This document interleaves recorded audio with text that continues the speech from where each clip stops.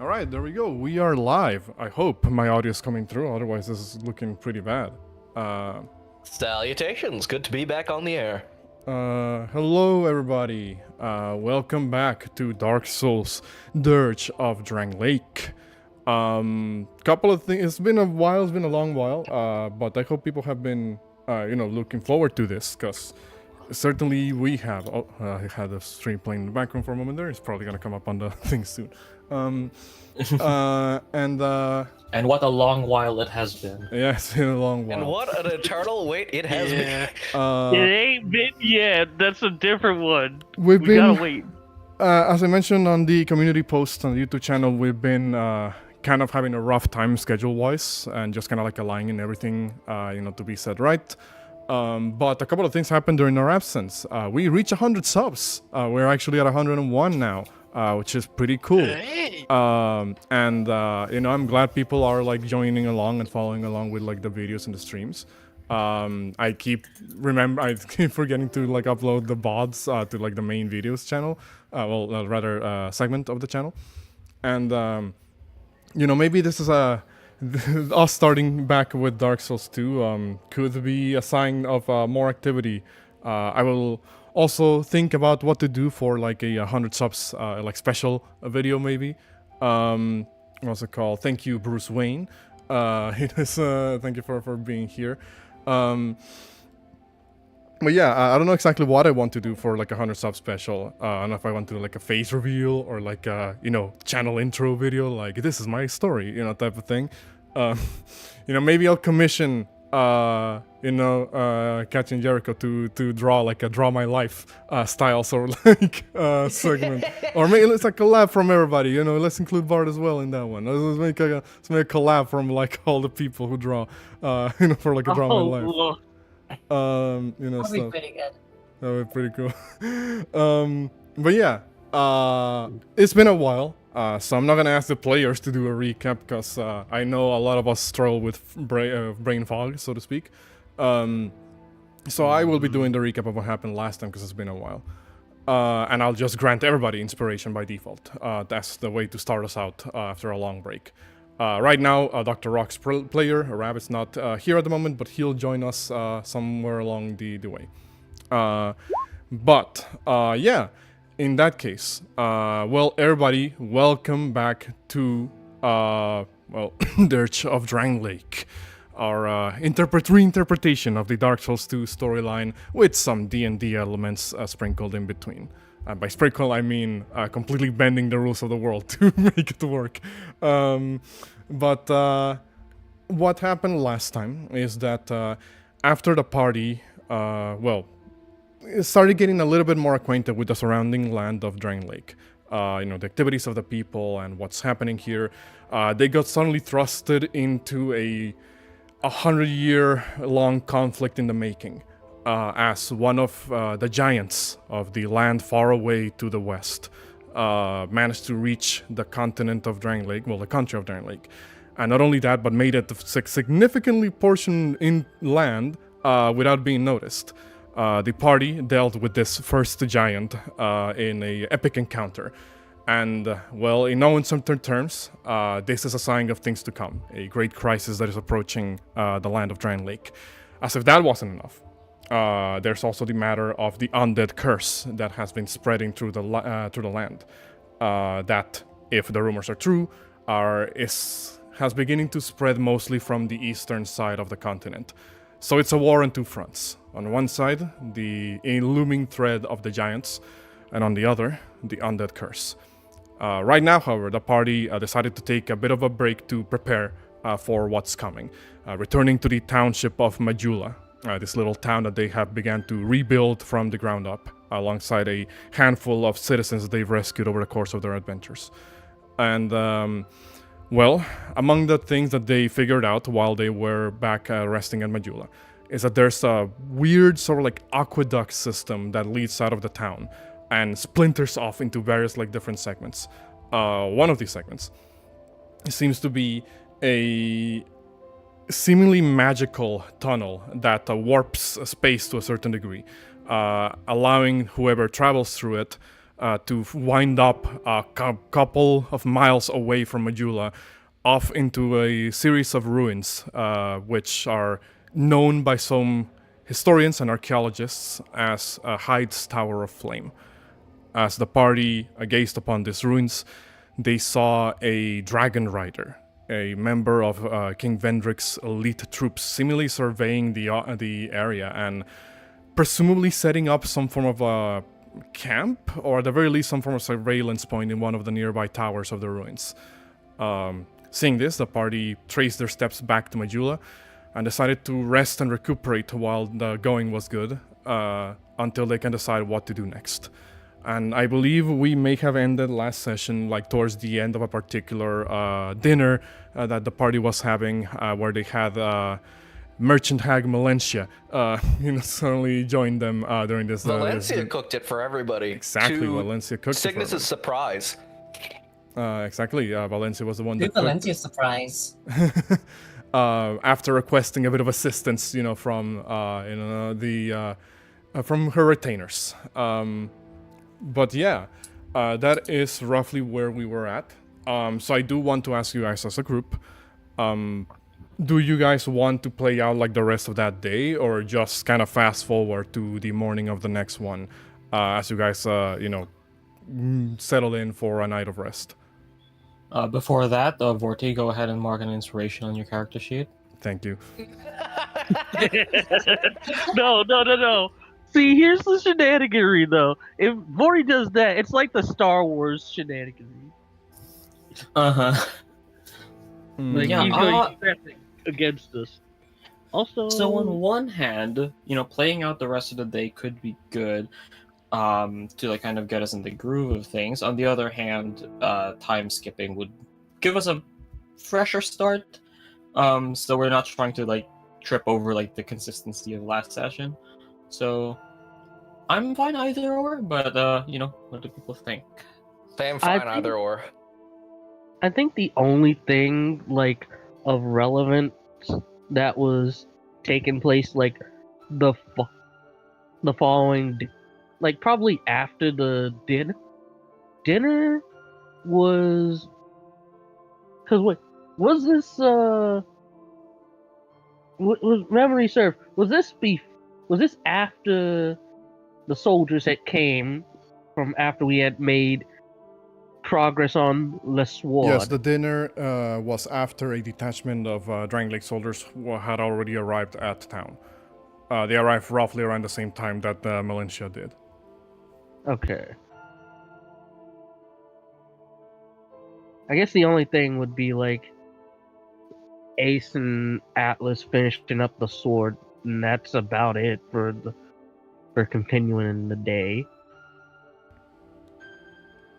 Well, I mean, in that case, I guess I'll move you guys just to like the general art of Majula, and I will ask you guys what roughly would happen during that moment. As you, I believe, presumably this would be like a little bit after the dinner. You guys would probably go back to the nearby ramshackled, kind of broken down, like, sorry, my dog is making some noise. Ramshackled, or like broken down, blacksmith shop. And, how would this interaction play out, if at all? So, since it was taken like double the time, essentially, I assume that because of how the forging would have gone, the blades were already finished at the end of last night, and Hello. welcome. Rab is here. Yeah, welcome here, Rab. Okay. Yeah, Just as a- sorry. Yeah, glad to have Sorry you about- here. Yeah, sorry about the delay. I do not have any control over family dinner times. That's fine. That's fine. We had this for dinner. It was barbecued pork that cooked with some other stuff, baguette bread, Sit salad, down. and fried Please rice. tell me. Yeah. Sit down. Did you have what's it inspiration? called? You now have inspiration. Yes, I gave everybody in the party inspiration just to start us off on a good foot here. But right now, Bard was in the middle of, saying what Ace was going to be doing for the rest of the day that we kind of left off at. So go ahead and continue, Bard. Yeah, she would probably get Doc Rock and Atlas together since the blades were probably already done. Now it's just the Mechanisms. yeah, the hilts and the mechanisms left, and the and the sort of guard that were left to be made, which would have take which would have been the easier part to deal with if they had the proper facilities. Ooh. So yeah, Ace once again doing shenaniganry of bl- her blacksmithing ritual, lighting up the forge with burning hands and starting to melt down some of the metal with heat metal. Okay. Would Ace prompt a conversation? Would Atlas prompt a conversation? I don't Yeah, know. Ace would be like probably like maybe or maybe like a little after she would go find Atlas and say, "Well, are you Tin Man? Are you ready to finish burning the old midnight oil?" Kind of, Atlas kind of like, like, sort of like, looks down at you and just kind of does a slight nod and says, Do you project that we may be able to finish this job very soon? It is not that I do not enjoy our midnight forging dates, but Lamoth prioritizes efficiency at all costs. And we have to be setting out soon for the great importance of seemingly this entire nation. Should be with the last bit. We should be done by the end of the night. you know, Atlas kind of like, kind of nods approvingly and says, In that case, put your arm out like this. as they kind of like put their forearm out and like they basically put their arm out in kind of like a right angle, and you see like their hand like kind of like splayed out.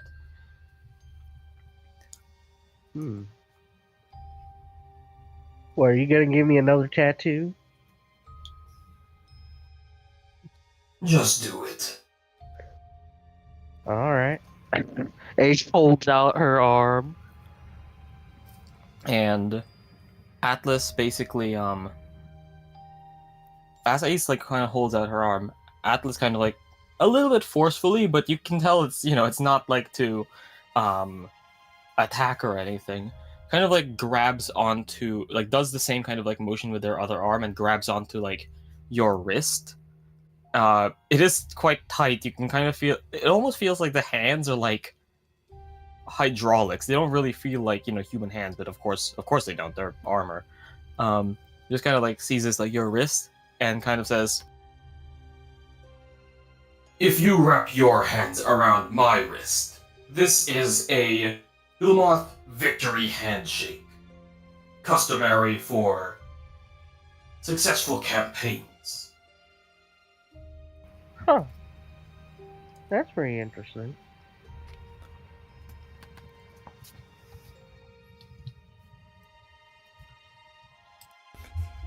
I wish us a successful mission in creating the weaponry that will surely be the hammer that paves our way through this bed of nails. All right.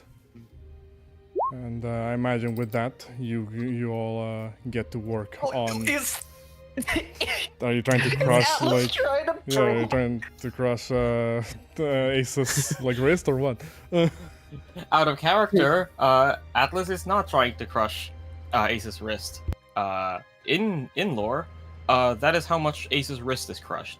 Uh, Well, I probably won't Hold say on. that it deals 19 points of damage, but you know, it'll probably certainly feel. I guess roll Constitution to see how Well, I well mean- she can resist. Yeah, I guess Constitution or Strength. But I mean, I guess regardless of what you rolled, you do feel like the pressure, I guess, being applied onto your arm. Mm-hmm.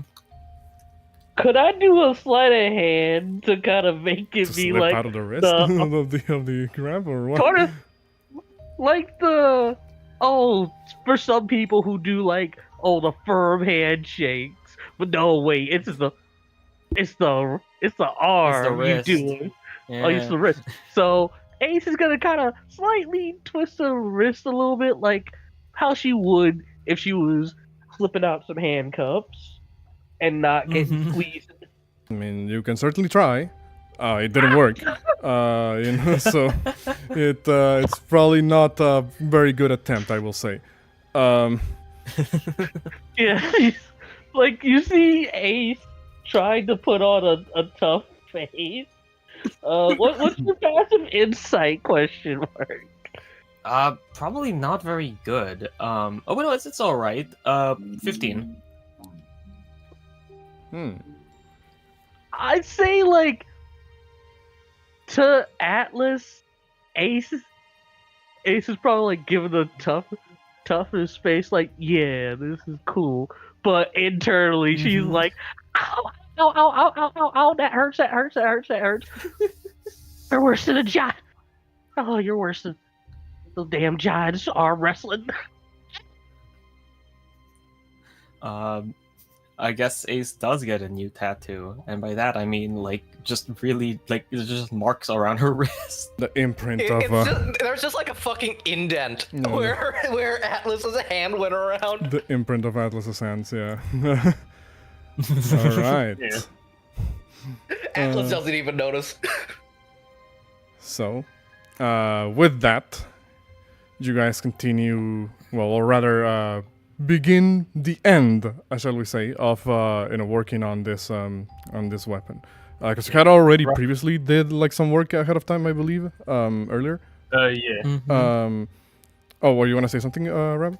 I was gonna say Rock would obviously most likely be trading Ace's hand before they started working, being, you know, just a bit of stuff just to help take off the pain.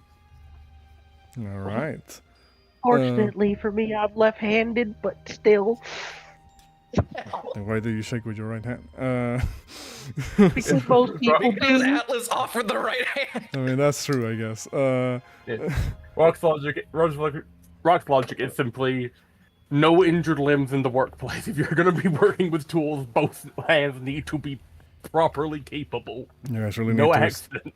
You guys really need to start investing on other people to do your work for you. But Well, in the sense of if you're coming in with a sore arm, he's gonna treat your arm because he's not wanting you to slip up and make his life now more difficult with an actual injury. Isn't Fern assisting with that as well? Fern was doing lessons with shield bearers, yes, so Fern is finishing with, or rather, is teaching Shieldbearer. In that case, as I was saying, with that, you guys continue working on this weapon.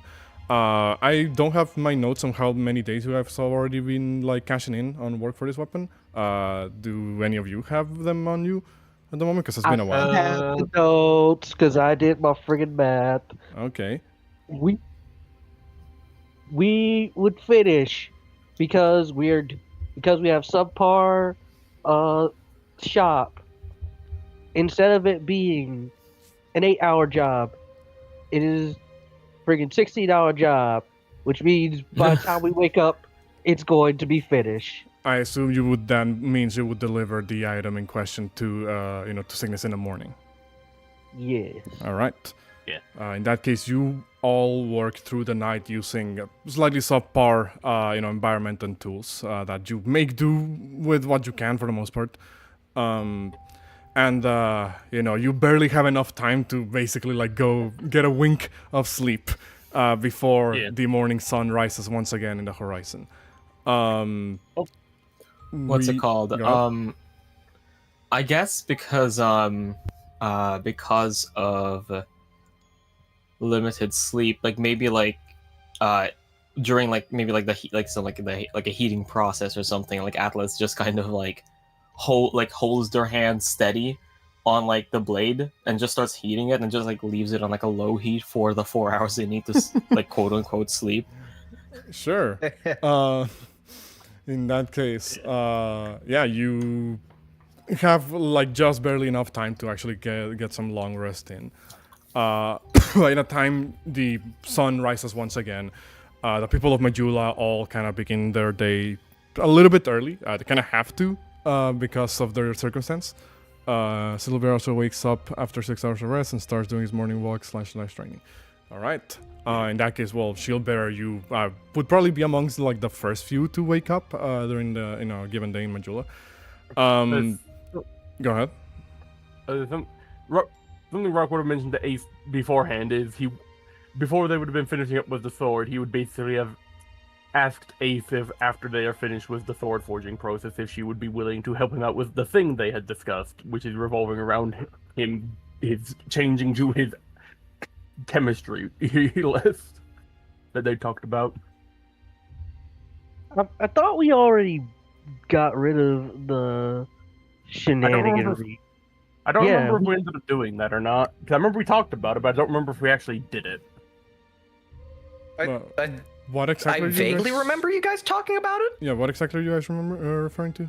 Because the last, basically Rock beforehand had asked Ace if she would be willing to help him get rid of, basically clean up his alchemies and that, and basically get rid, because he wants to, since he has the clean break and stuff, shift away from the poisoner aspect, and he asked Ace, since she's the more intelligent one of the group to his knowledge in that potential way, to help him with clearing it all out. We can say that this probably could have taken place around the same time that you were working on the weapon, because I imagine there are, I'm not a blacksmith myself, but I imagine there are periods where you kind of just need to let the metal like rest, quote unquote, and probably that time frame could be You need to let it you need to let it heat up, you need to let it cool. Yeah, exactly. Also, thank you, Didi. Yes, we did reach 100 subscribers. Thank you for being here and being one of them. I just didn't remember. I just didn't remember if we did that because of the last text message I sent in the chat with him asking about Ace for it, but I don't remember if we actually did anything with it. Yeah, I mean, we'll say, like I said, that could have happened like over the course of the process. You could have taken those times where you kind of need to let the metal like cool down, to kind of like clean out your stuff, reorganize. Maybe if needed, kind of like change some things around through like tinkering. And that could have been like the process of you guys switching out the properties, shall we say, of the kit. For context for the audience, Dr. Rock is reclassing from the subclass, which was the Venom Smith Alchemist from Baldus, to an apothecary. We said that you were going to be switching out your subclass to. I do hope that you did change the features on your sheet ahead of time. I hadn't changed them yet because I remember you said not to do it yet because we were going to do it through roleplay, and I didn't know when the roleplay stuff had happened. But I know what stuff is there, and I've got it all set up, so it's just going to be basically just a quick copy pasting. Because the only things that are changing is more my subclass features. I guess the one thing that I will ask is if there will be any comments from Rock while this is happening. Before we move on to the next day. I feel like at most basic, outside of the background chatter of him and Ace shifting through his alchemical ingredients, separating from poisons to actual medicinal usages, because some poisons have potentially have some medical applications and stuff. So basically shifting through that, he would basically just express a good bit of thanks to Ace for effectively helping him give himself more of a fresher start to do what's more aligned with his ideal version of his craft. All right. Where has the stream been at, Rob? It's been in hiatus for a while. But we're back here. We're back. Yeah. In that case, after a bit of reorganizing and perhaps a restful night's sleep, you clear your conscience for the time being, Arak. We'll see how long that stays the case. Eventually, time passes, the sun settles, and then it rises once again. Like I said, Shieldbearer, you're probably one of the first few to wake up here in Majula. You see all the people around that are trying their hardest to just find any activity that can keep them going. Some continue working on repairing some of the buildings through their carpentry. Others, just kind of begin to reorganize stuff, make the place a little bit more tidy, more clean. For the most part, it seems like the townspeople are just kind of doing whatever they can to just keep themselves occupied. Some are tending to the animals in the farm nearby, and, various different activities like that. We did have new materials for the farm that arrived, right? Yes, they did. So you see that the people are kind of working hard at rebuilding the fence, kind of getting some of the walls up again on the sort of like main structure, barnyard basically. You see that they begin to kind of throw a little bit of feed at the animals to keep them well fed. In general, like during this morning walk, and this goes for everybody. Chicken. This goes for everybody who who may like be an early riser for your characters. You would all see that life moves on basically for Majula citizens. So I do ask now, all of you as a party, what's it gonna be today? I do have a question. How do the soldiers seem? They are currently in groups, like day shift, night shift? Or... They are currently separated in like small patrols. I did mention like the sort of like contingent of soldiers was roughly like what number did I say last time? I think it was like over like a dozen of soldiers. Yeah. Groups. They seem to be separated in like teams of 3. And they are doing like certain like perimeter patrols. You see a couple of them kind of like helping to set up like barricades to the best of their ability, or at the very least like some form of like palisades they can use as like a defensive position. They are working with what they have though, so they are doing what they can to make the place a little more defensible. But keep in mind, because of the circumstances that we mentioned like last time. It's difficult for Captain Drummond to justify sending too many resources to Majula, which is a town that doesn't exist as far as like the people of Drangleic are concerned. Mm-hmm. But they are doing what they can. I assume Signis does like wake up quite early and is probably like doing just maintenance on most of his stuff. And also, preparing. Mm-hmm. He's gonna try and make some bolas. Sure.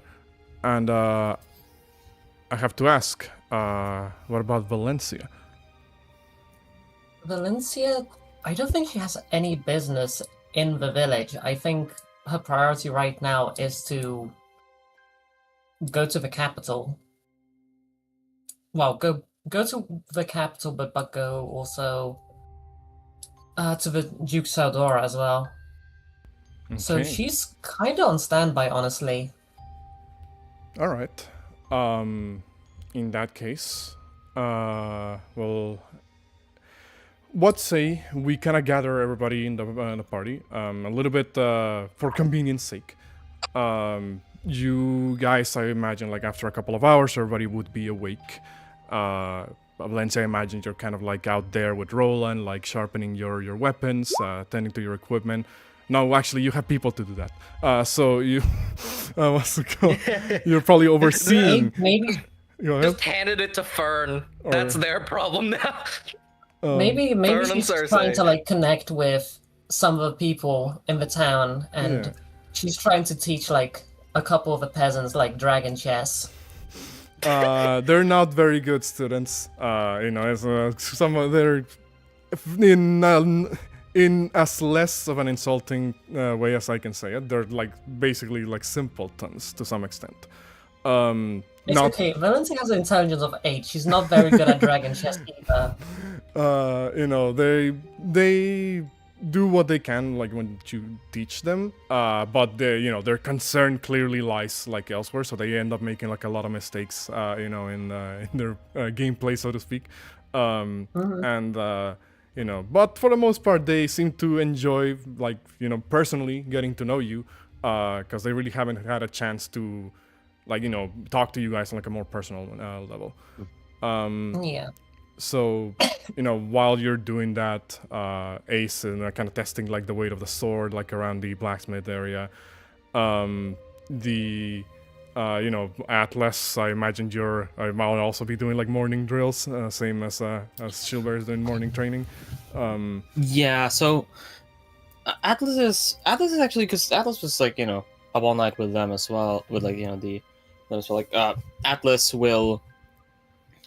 Before they leave, Atlas wants to say something to the soldiers, but as the morning, settles and they see Ace, like from Ace's perspective, it looks like Atlas was basically like offline, but you just kind of see like the lights and like the sort of like whirring of the armor kind of like come online as Atlas just kind of says, goes up to Ace and sees her like swinging it around and says, If you were to test the efficacy of a new blade, you ought to try it on an actual target. Why don't you try hitting me? Well, ain't got a training dummy, but I guess you'll work for time being. I mean, if Rock was near them, depends on if he was or not at the time, he would have just said this is simpler. But I don't know if Rock would be there. I mean, that depends on his Atlas morning just, like, routine. Go ahead. Sorry. Atlas just like stretches their arms out in like a come at me sort of like stance. All right. You don't need to roll an attack here, Ace. I will say that you take a couple. Well, actually, do you take a couple of swings at Atlas before I continue? Okay, so because of this, I'll actually show y'all that I've actually drawn it because of the friggin' specifications Signis gave of the Frigoff sword. Well, we won't be able to. Hey. We won't be able to see it. I don't think on the stream unless you send it through like a link in the chat. It is in a link. You Vortielite, you can like click it. I will in a moment. External link. Why is it a WebP file? You made it. Why did you save it as a WebP file? I saved it in the thing the website. No, I know. Why is it a web but like okay, why is it a I don't know WebP why file? it's So maybe it was because I was sending it over. I can send it through Discord and y'all can. Yeah, this sort of like double-bladed weapon that effectively, for the audience who knows, it effectively looks like the Rakuyu from Bloodborne, and except maybe with like a slightly like a shorter, sort of like the second blade, but just by a small margin. So you, what's it called? So I ask again, do you swing on Atlas? Yes. All right. You swing on Atlas. I do want to see the roll.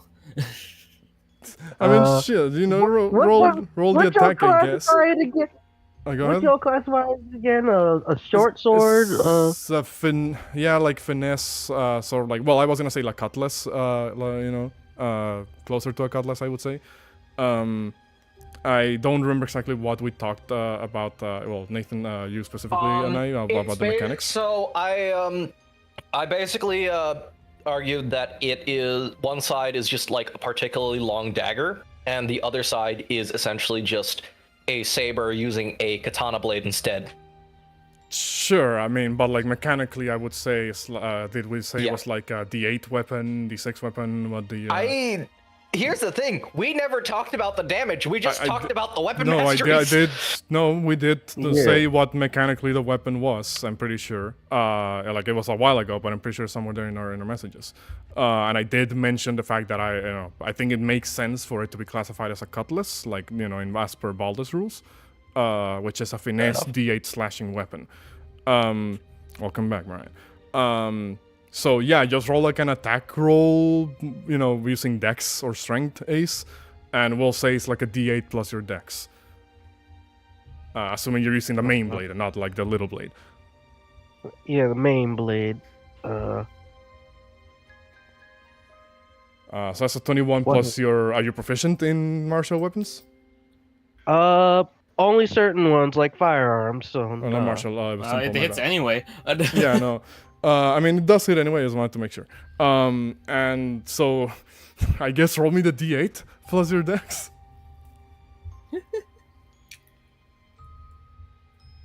D8 plus 2, so that's 10 max. Okay. I would say that it probably just digs into like I won't say Atlas flinches. Obviously they're at full health, but they don't particularly flinch. But you do actually do a little bit of damage to the armor. I guess it's up to Vorti to describe that. I'll leave it up to him. So I guess what happens. Ace is doing it. All right, go ahead. Because Ace ain't trying to Lashank Atlas. So what you would notice with the Frigoff design, she draws it like a rapier. She draws it like a rapier. Like that much is certain with the funky ass blade, but almost like quick motion, right across the chest plate, mostly holding her arm together like what was that? Like a Indian talwar or sword. I will say the weapon doesn't really pierce, through Atlas's armor so much as it slides from the plates into the, gaps of it. Atlas, you feel like the cut basically reach you to a certain point. What's it called? As it does, as it slides through, Atlas will kind of say, but they'll kind of look at you for a little bit, kind of like a thinking, they seem like they're thinking for a few seconds, and says, "Damage to the hull of the strategic assault mech acknowledged. The blade seems sound, and seems that you are well suited to a blade like this." Worked on these, and I worked on enough of these. Somewhat muscle memory. Never been too good, and mostly been good with shorter knives anyway. If that is your preferred station, I will not disagree with it. However, if you were to pick up such implements, I do not believe you would do an awful job. Even if your swings are observably untrained. Well, I did pick up this, and pulls out from the bag of holding the frigate, pulls out from the back friggin' armor Dennis's sword that he didn't take care of, that Ace has been trying to clean up a little bit. I did say it's less that he didn't provide maintenance to it. It's more like the blade looks old by default. As if this It's like some form of relic that he pulled out of like a crypt somewhere. Yeah, but Ace has been like trying to take care of it because she felt disrespected. Like, hey, even though it's old, you gotta at least take care of your stuff. So it's been sharpened a little bit. Still looks old. Yeah, I've been practicing a little bit with this sword, and I kind of got the hang of it. Seems a bit Kind of, more you know. magically seems more so magically acute. Atlas kind of like, you know, like looks it up and down and just kind of like nods and says,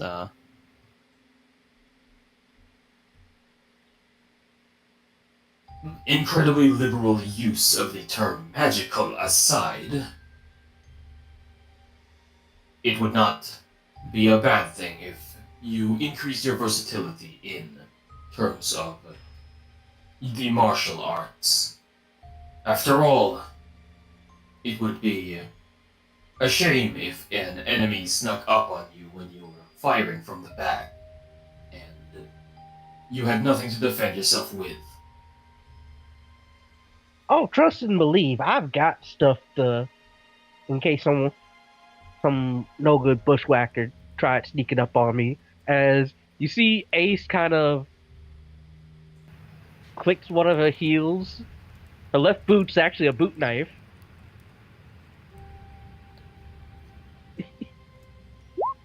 Keep a little dagger hand. Very cute. Very. Well, I guess for someone who's more used to big intergalactic battles, ain't had to deal with too many bar fights or ambushes. Atlas kind of like, kind of like starts to like turn away to like, like kind of like head off to like kind of like convene with the party, but they do say, do not think that I have not been in what constitutes as a bar fight. However, little tricks like that are novel. True strength, raw power, can win any conflict. Even if you get caught off guard, you must simply push harder and break through any obstacles in your way. That is the simplest way of combat, and it is my preferred.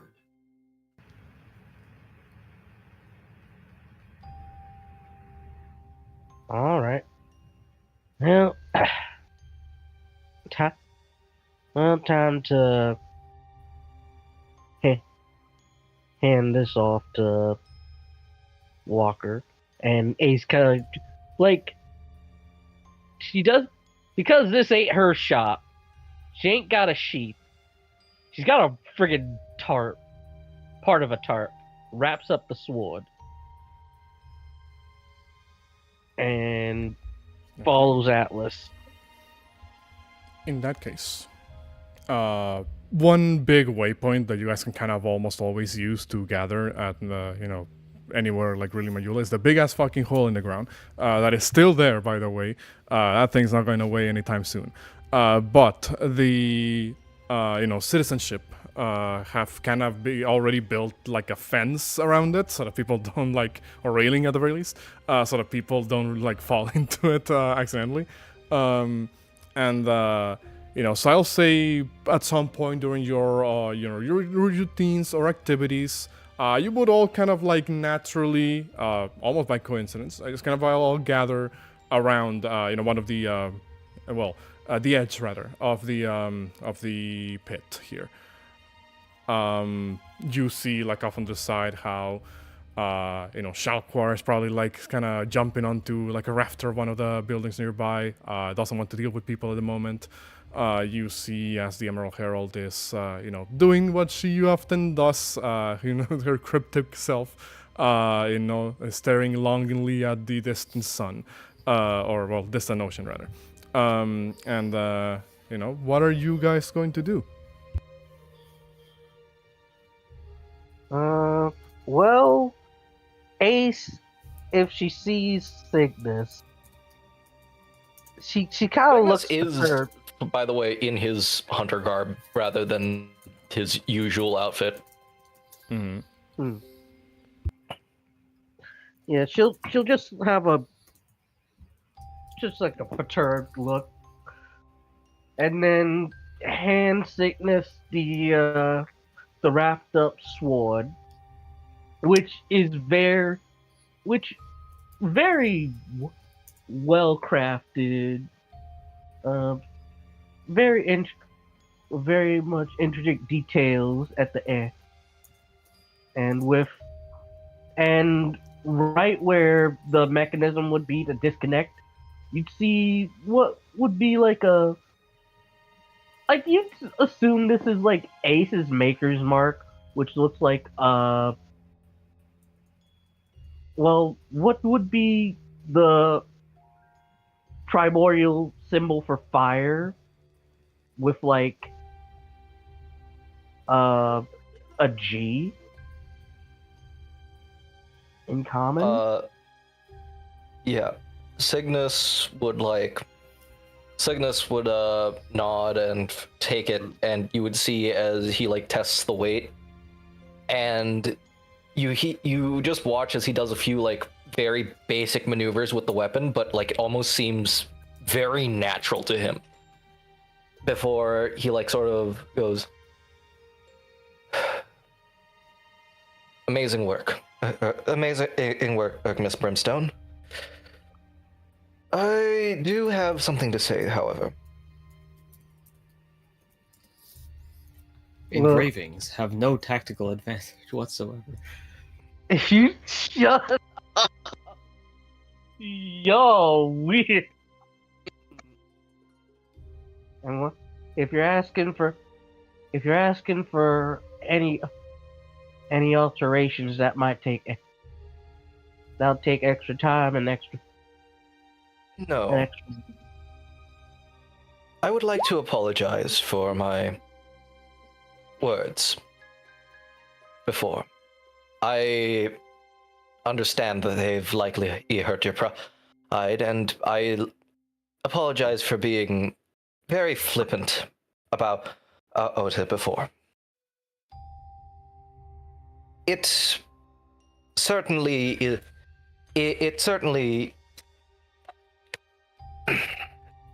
he just pauses for a second and he says, I certainly didn't handle it the best way, and I don't expect you to accept immediately, if so, but what's it called? Sorry, yeah, I said what's it called out of character.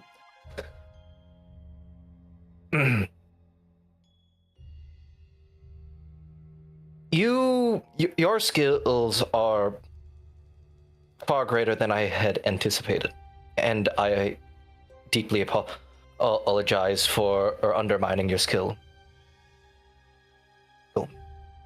For certain. I would also.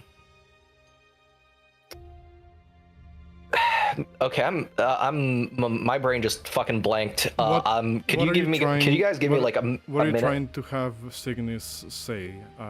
Cygnus is basically trying to say hey, Cygnus is saying, hey, I'm sorry that I am sorry that I underestimated your skills. I'm sorry for being particularly blunt. And he was also going to say, and I apologize for beating around the bush, but it's something I'm going to have to work on, basically. So he would just say, so I would also like to say that I'm sorry for not being direct with you. I believe, from what I can tell, that's something very important to you. From this point going forward, I'll ensure I quote unquote beat around the bush less.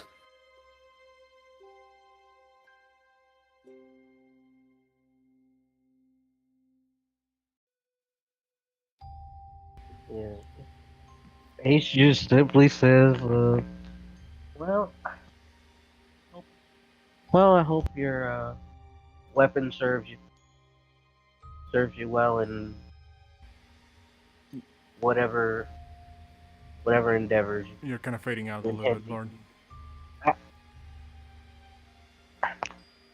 Yeah, it's kind of hard to sound dismissive and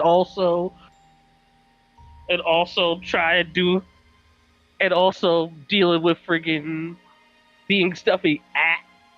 Yeah. Uh. Well, hope your weapon. I hope your weapon serves you. His weapon serves you well in whatever endeavors you choose to use it with. Thank you You very get much, the Miss Brimstone.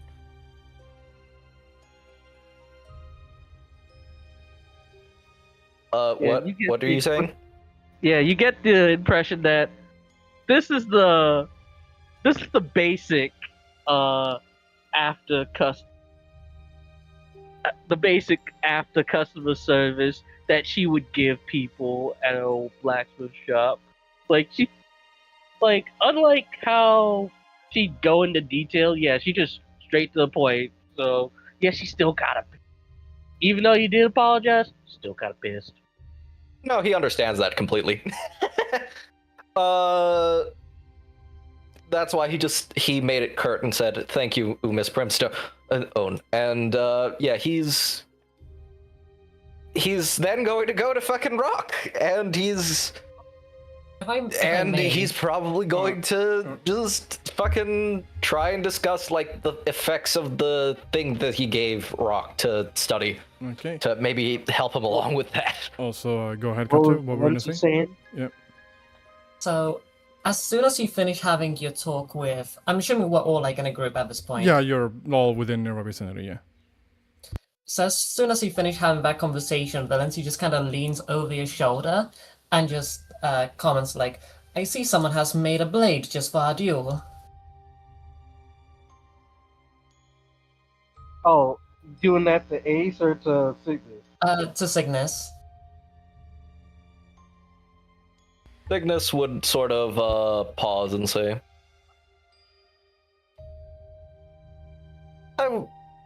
he would just pause and sort of say, indeed, he'd no denying that at the very least, but I also plan to use it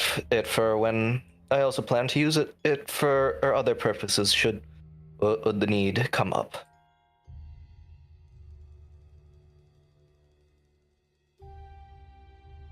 We better not use it to our duel, at least. Pardon? What did you say? You better not use it to our duel, at least. He said he would use it.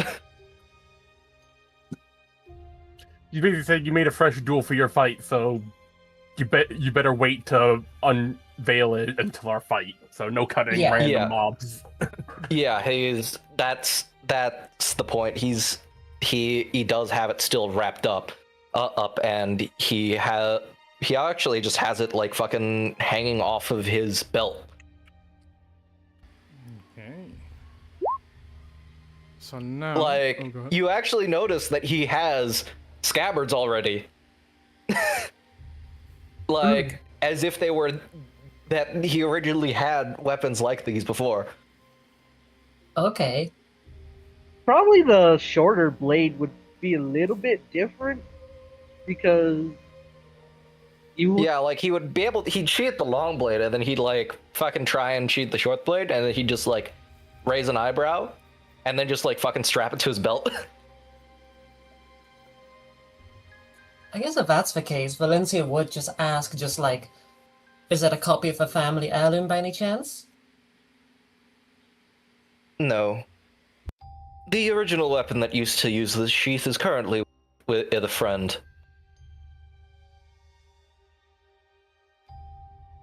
Oh.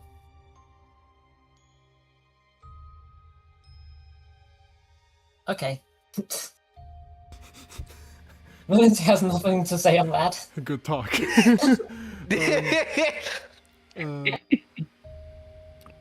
Alright. In that case, well, I ask once again to the group, what are you going to discuss about what gonna be the next steps? First of all, I want to get a reminder of when they said they were gonna do the jewel. Was they it? never had. There was never a Yeah, I don't think it was confirmation. ever a confirmation. Like, Signis, hold on, Signis hold on, is Nathan. stalling for time. Nathan. Hold on. There was never confirmation, as far as I remember, and I managed to like go through the bots best of my abilities.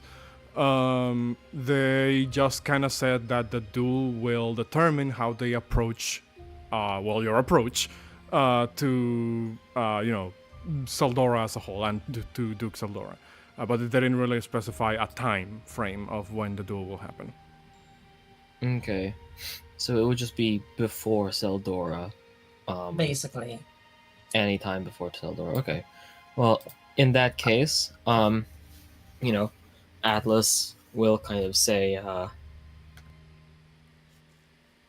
Now that all of our errands seem to have been dealt with, and we have seen the arrival of the militia to protect this town, I see no reason to not proceed with following Lady Valencia's directions towards the capital. Does anyone have any...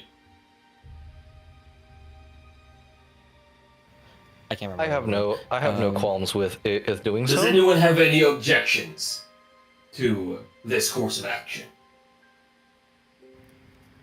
No objections from me. Valencia just looks expectantly at everyone. What's it called? I will say that perhaps your retainers are nearby here, Valencia as well.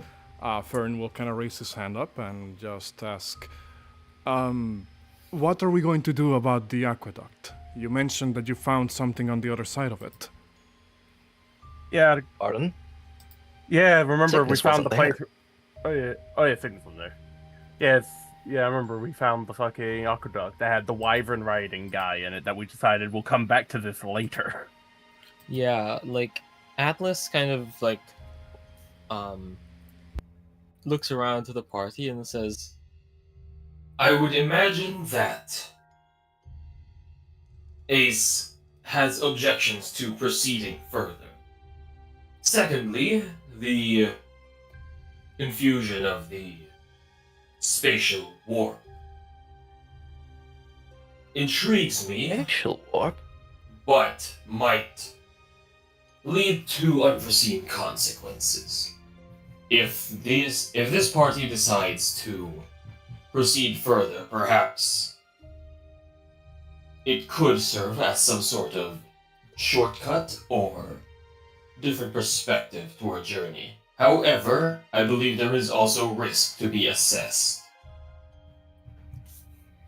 I must say, we came here to make sure Majula was safe. That was the whole reason you all did not want to go immediately to the capital. I do not think leaving such a big structure unexplored is smart. Yes. So my vote would be to investigate. Yes, my I'm so opinion is attracted by that. I have no idea what hold on, any of you are talking about. What are you referring to? Rock, go ahead. Was there something at the aqueduct? You go ahead, Rock. You were gonna say something. Yes, my opinion is we deal with the threat on our doorstep before we make a trek across country. And the Dragon Rider is precisely my point. So, when we were fixing the clogged aqueduct, apparently there was a passageway that was able to transport us to some ruins that are cross country. Interesting.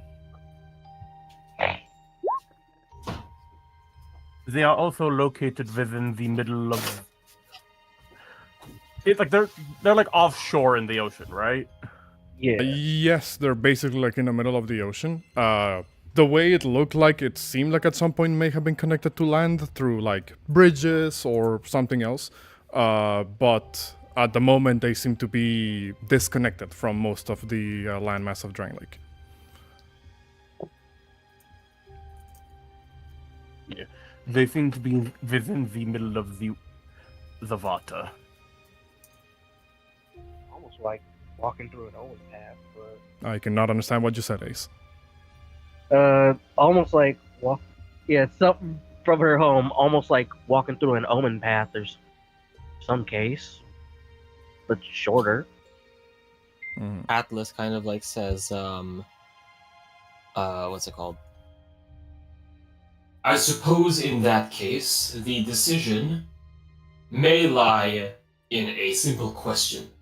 Lady of Valencia, with what you know of King Vendrick's men, with all of us combined, do we stand a chance if attacked?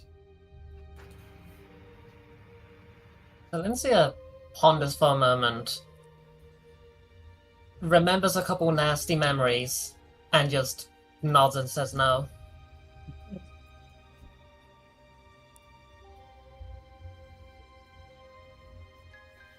In that case, I wonder if it would be more worth it to attempt to block it off for now. We don't need to go in hostile, right? We can just scout it out peacefully, just so that we know that they are the only ones there. Yes. And The- Valencia, didn't you used to be one of these dragon riders? Yes, I Oh. was one of the dragon riders. How do they scale up to you? Cause AR can beat you, we can beat you. Signis is going to beat you. Damn, bro. Damn. Signis fucking Signis's I hand just didn't- like snaps the shield bear. Like Okay. Throwing shade, I guess. Damn. Yeah, I will say, Fern will kind of like walk up a little bit at this point before you have a chance to say much in response, Valencia. And he doesn't really immediately say anything, but he does say, "Now, Sir Shieldbearer, that's uncalled for." You hear Cersei's voice from the back saying, "Quite so." And Gwenold chimes in as well, and he says, "I get it. You're like a tough one, huh? But like you don't have to be a dick about it." And Cersei kind of like turns to him like, "Come on, language." And he does kind of like, "Oh, sorry." And go ahead, Valencia. Were you gonna say something in response? Valencia will be very much taken aback. I will take her from her to come up with a response, but she will bite back of just. she's just like Hold on, Nathan. Hold on, nowhere. Nathan. Hold on. Nathan. Go ahead, Katya. If you think you can take on one of King Vendrick's wyverns, you can go ahead, Shieldbearer. I will not help you. We don't know whether we can, we just want to know how they scale up to you, so we can make an estimated guess. Also, since it likely has been some time since you may have last dealt with a wyvern, compare it, how would it might help for you to compare it to the giant V-faced and also that flesh mound we fought beneath Majula. One of the wyverns could easily take on multiple giants. Without a shadow of Oh. a doubt. That's certainly concerning. I can't remember how Well, we much go we in struggled with peacefully. giant. You both at the same time. I did not understand what you said. Right. Good. Go ahead. Oh, I just said out of character. I can't remember how much we struggled with the giant. That was me out of character. I can't remember how difficult that fight was. It's been so long. The giant managed to get a good licks in, but it was mostly immobile for most of that fight because Shieldbearer kept locking it down. So, like, presumably if we had a more bit of freedom of movement, it could have been a bigger threat.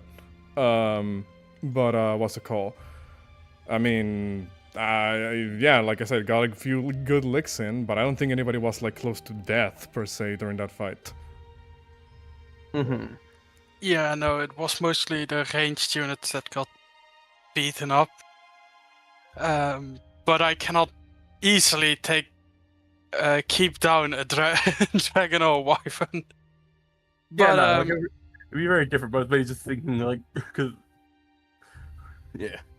Go ahead, Schubert. Schubert would say, then we still need to investigate. We can just do it peacefully. We don't know whether the Dragon Rider is there just as a base, or maybe it's a bigger problem there. That is true. If we wish to visit Drangleic, if one of the riders are there, it might be good to know if there is a rogue member of your order roaming about that we can inform them of. It also could be that the location is being defended by that Dragon Rider. By that I mean that no one is to enter or leave. That could also be a reason why they're there.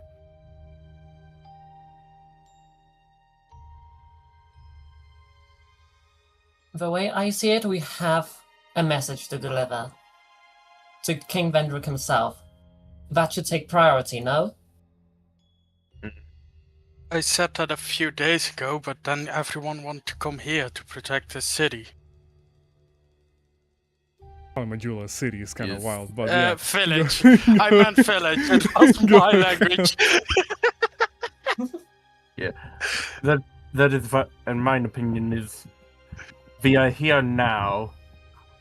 It would be best to deal with the problem in the now. At most, we might lose a few hours. It didn't really take us long to go through the tunnel, so it's like, it mainly just depends on how long it takes us to explore the place. I do want to ask, because, you guys have been deliberating on this for a bit. What is the final call here? Are you guys going to explore the aqueduct, or are you going to go on the road to the capital, or to Saldora? What is the call here, y'all?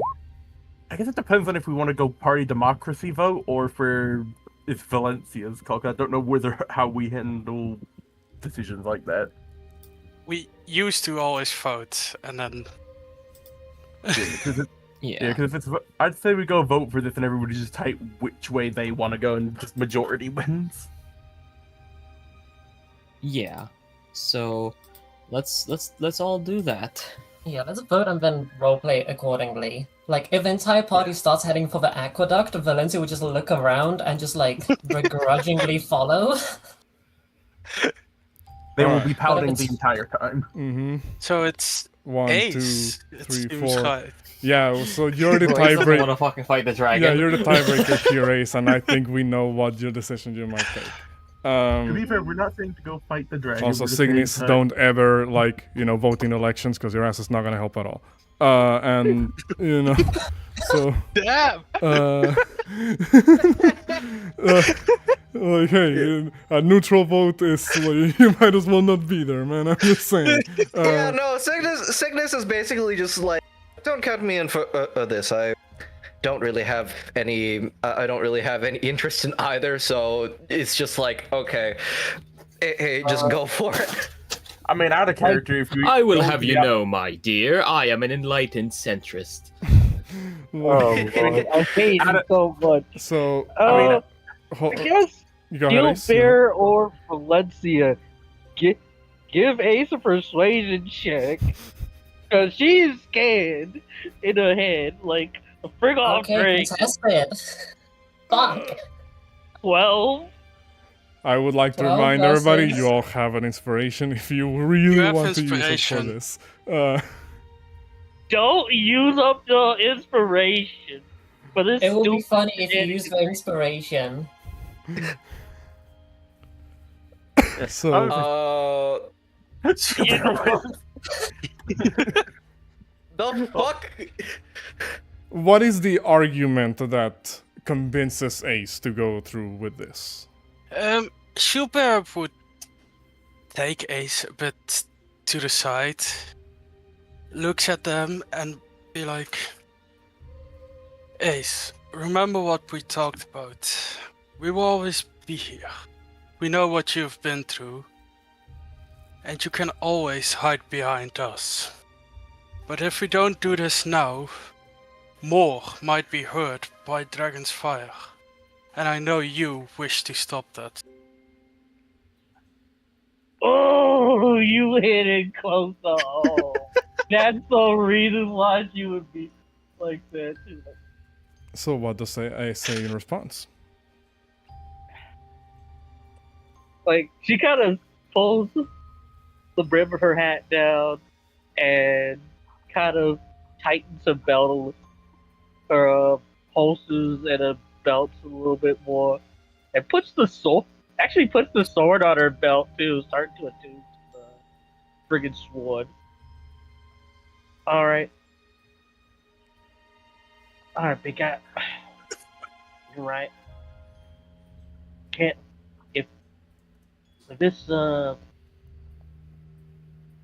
dragon, this nine overgrown gecko order.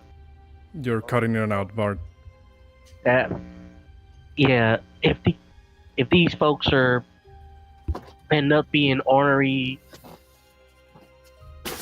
blaggards, it wouldn't sit right leaving these folks unprotected. And Ace would come back.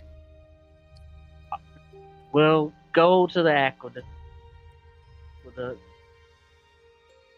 my vote. Okay. Well, then it's decided. I imagine Valencia, not fully listening, is like on her horse, slowly heading towards like the capital, when she like looks behind, and everyone is heading for the aqueduct.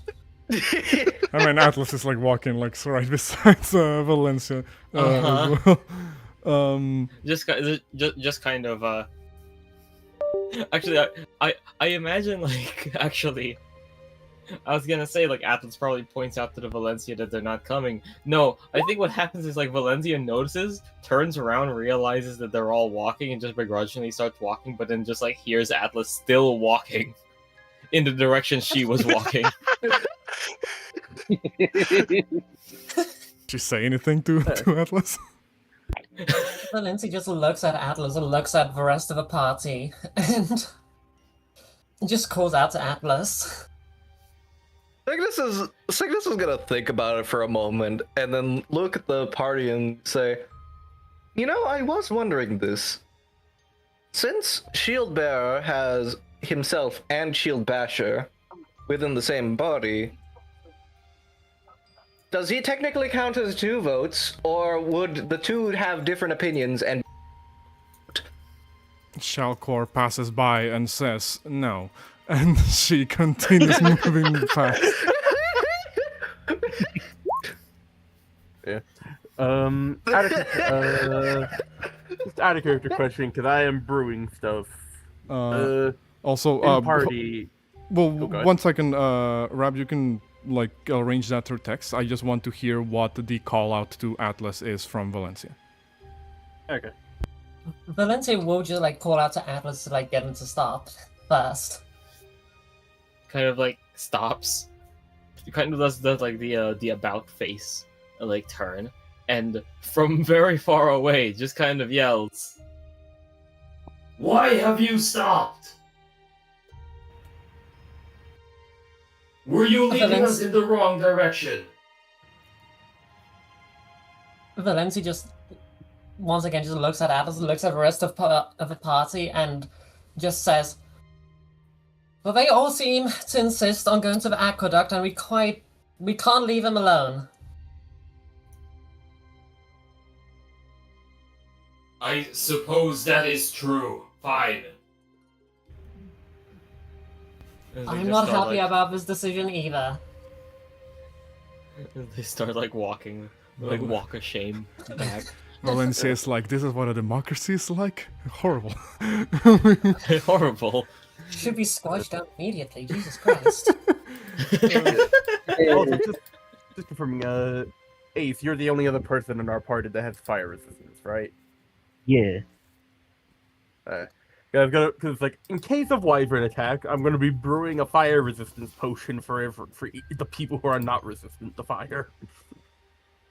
All right. So everybody gets one potion of 2024 potion of resistance. All right. Do the Fire. Ravens all spit fire? We don't know. As far as the general public knows, all drakes / wyverns / dragons do fire breathing. As far as Valencia knows, because Yep. maybe it's a smart move for asking. I'm just going to before say, we make split. Valencia, you have always seen the drakes like spit out fire. You've never seen them spit out any other type of element. I mean, also it Okay. doesn't really cost me anything because I can just recycle potions that don't use to just make new things. I can just recycle them. hmm I mean, yeah, but I presume it takes time, which you don't have middle in the fight. And now, Let me just check the thing. I don't need to change the title of the stream. Thank you, y'all. Let's go. Yeah, it does take time, but it's the same as making potions. When I'm making them, if I have ones that aren't useful that I've already made, I can just recycle them into something different. So it's 10 minutes to brew potions. The retainers will ask you, Valencia, they should follow along with you, considering it sounded like it was just gonna be like a quick detour. So they are wondering if they should be coming along. Valencia will tell them to stay, and then they'll be back, hopefully within a couple hours. Okay. At your service, Lady Valencia, says Fern. And Gwenold says, yeah, we'll probably have something good for y'all when you come back. Cersei just gives you like a very worried look and says, please take care.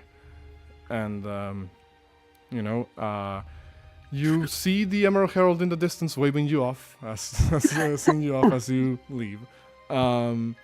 She doesn't really say much from a distance, but you can tell in her expression that she is still kind of like, there's like a look on her face, like expectant, like she's waiting something could happen out there.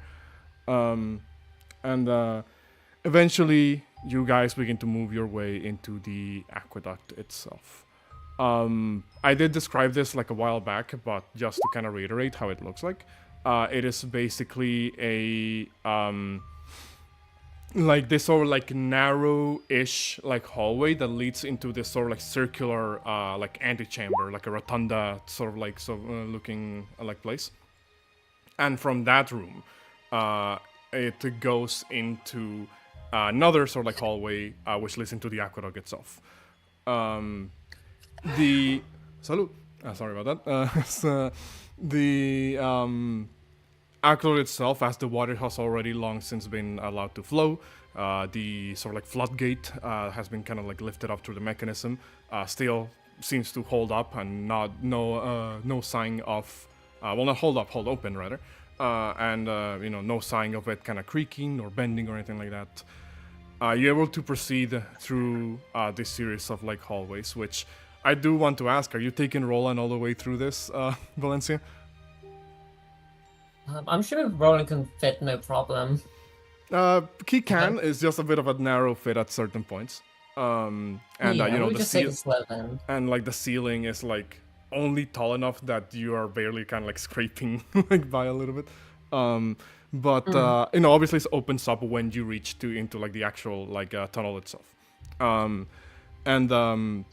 You move once again for what would be roughly like 5 to 10 minutes down like the second like access way from the from like the actual like control chamber, so to speak. And after those minutes, the light of the sun shines once again at the end of this tunnel, and you see in front of you the vast landscape that is Heide's Tower of Flame. You see the series of loosely connected sort of like stone platforms and towers that jut out from the crashing waves of the Drangleic Ocean. As I described before, but I will describe again, from where you're standing, it appears to be like the entryway seems to be coming out of what could have at some point been like a slightly taller like mountainous elevation, but it's now reduced to a more sort of like slim, like incline basically, that also is jutting out from the water. There seems to be this sort of like long series of platforms that lead from that accessway onto like the wider sort of like structures that in itself splinter off into like separate different pathways. The only notable landmarks that you can see are still standing are this sort of like larger, like cathedral-like sort of like structure at the far distance that in itself is connected to one of the wider platforms. And that's kind of, I'll say that's roughly like north of where you are at the moment. And the other sort of like landmark that is, I'm gonna say probably somewhere like southish from where you are, southeast roughly, is the titular Tower of Flame, which is the location where you saw the the Dragon Rider like nest in. You also see like various different statues of like this like sentinel-looking, humanoid armored forms that are lining up different segments of the, of the platforms, sprinkled ever so often around the area, like towering over all of you. What's it called? Cygnus, it being his first time here, is actually going to survey the area, check like how far is it from shore, how like precarious the walkway over there is, because looks like we could just get fucking knocked off the side from out of character, but I don't know if that's actually how it is in world. You can make me like a survival check. I will say there are railings occasionally, but not everywhere. Okay, so survival. I'm not good at those. I'm good at investigation. Nope. Best you like from this distance you can just barely see like the peninsula. Well, not peninsula, but like the segment of land where you believe Majula is at. That you believe it is because the sort of like obelisk structure that is like at the very edge of Majula that you guys have seen multiple times. It's you believe you see it in the distance, but it's like far, far, far, far away. This could, if this area does end up being safe, this could actually work as a place to evacuate the citizens, if so required.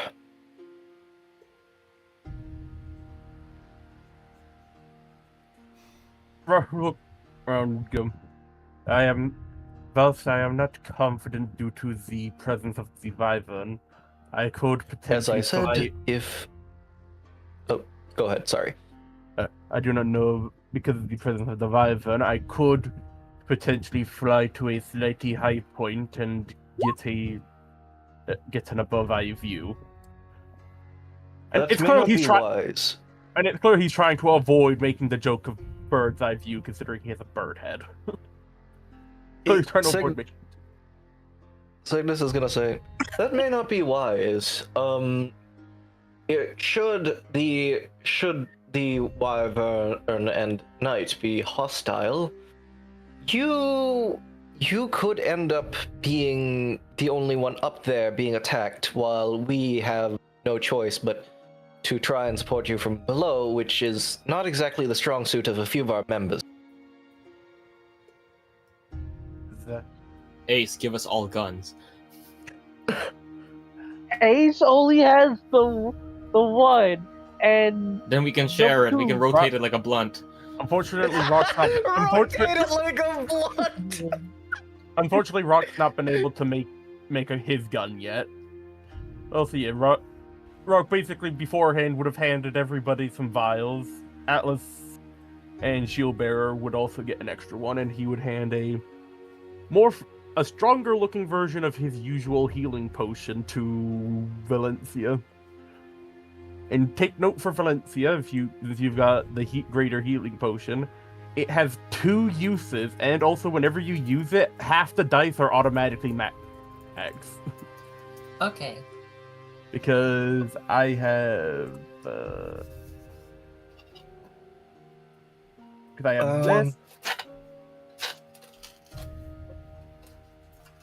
and this.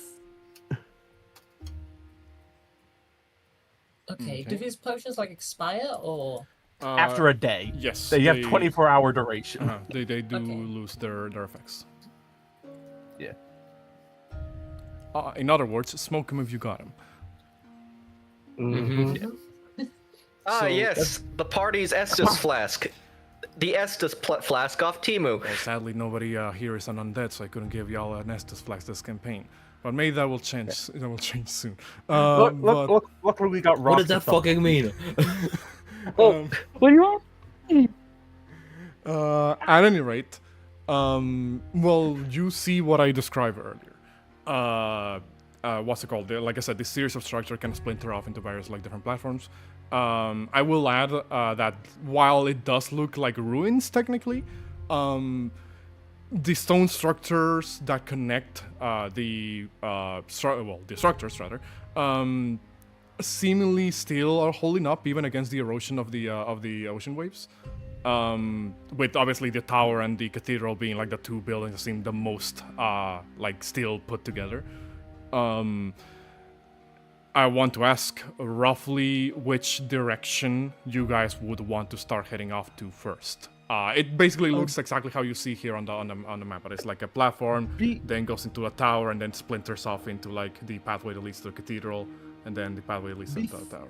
Before we begin properly advancing, because we are in technically offshore in the ocean, and weather can get particularly fuckety there, I would like to do this to see what if the weather is going to be peaceful or not for our time out here, or if there's a potential chance of any particularly bad weather. Just a bit of rain's not a problem, but if it gets worse, open ocean weather tends to be very rough.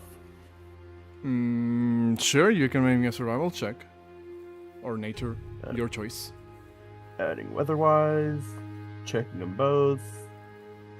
I'm doing nature because it is definitely my better stat. 13? 13.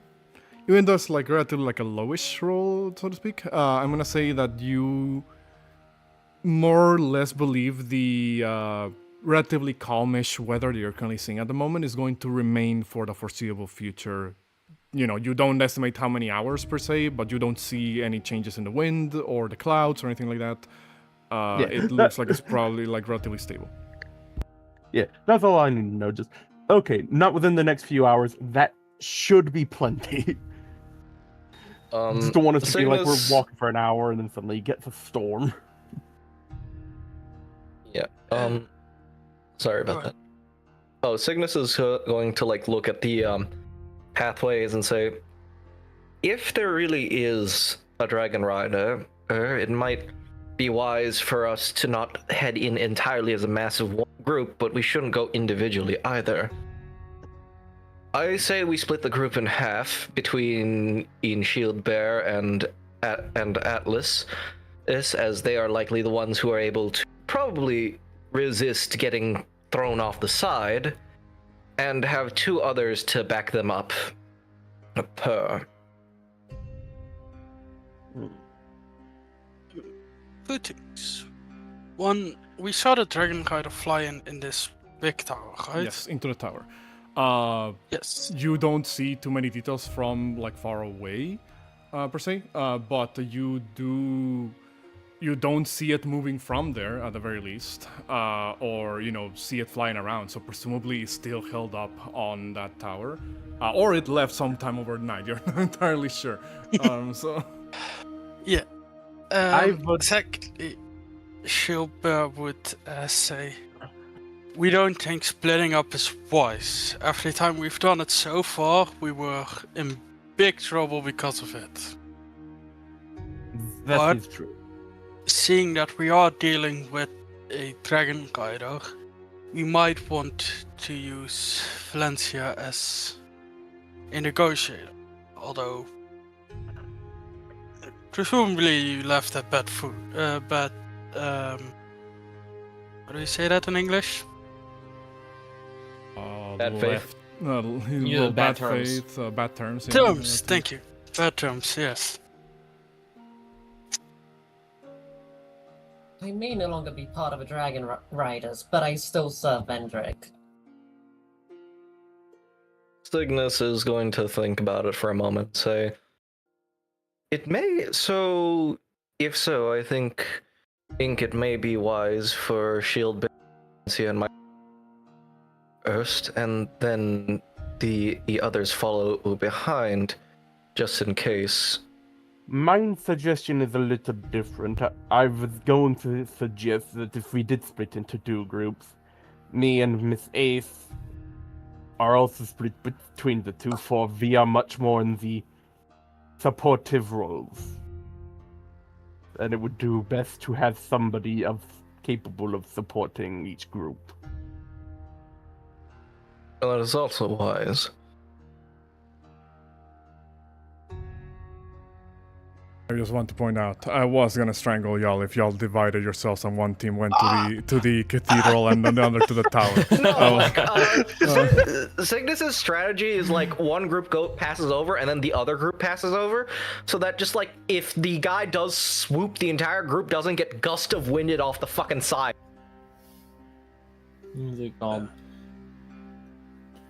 Atlas will be fine with taking up the sort of flank and taking point. Because also they will kind of point out that it is advisable for Atlas to be there, considering that if Atlas is able to have everyone's back, they can, at least for a limited time, fly and catch people if they get swooped off. Yeah. Rock also being in the first group also works because Rock can also fly. He can also within help. 5 feet of Shilba, you will have half cover.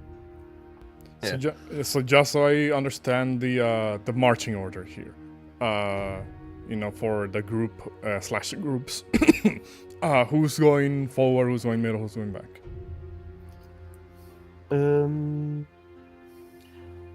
So I think what's going to happen here, as per everyone's suggestions, what's it called?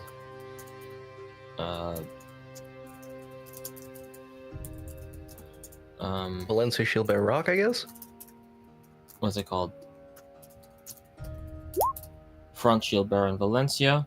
So Valencia, the negotiator, can have someone take point of her. Middle is Signis and Ace, and the back is Rock and Atlas because they can catch anyone. Yeah, that's actually pretty good. I think it might be smarter to swap Valencia and Shilbear. Valencia first, Shilbear second, Ace third. That's what I mean. I imagine them next to way. each other. Yeah, I imagine them next to each other, like 2 by 2 by 2. Yeah. Yes. Okay. In that case, give me one. Valencia very much thinks that all of you are overreacting.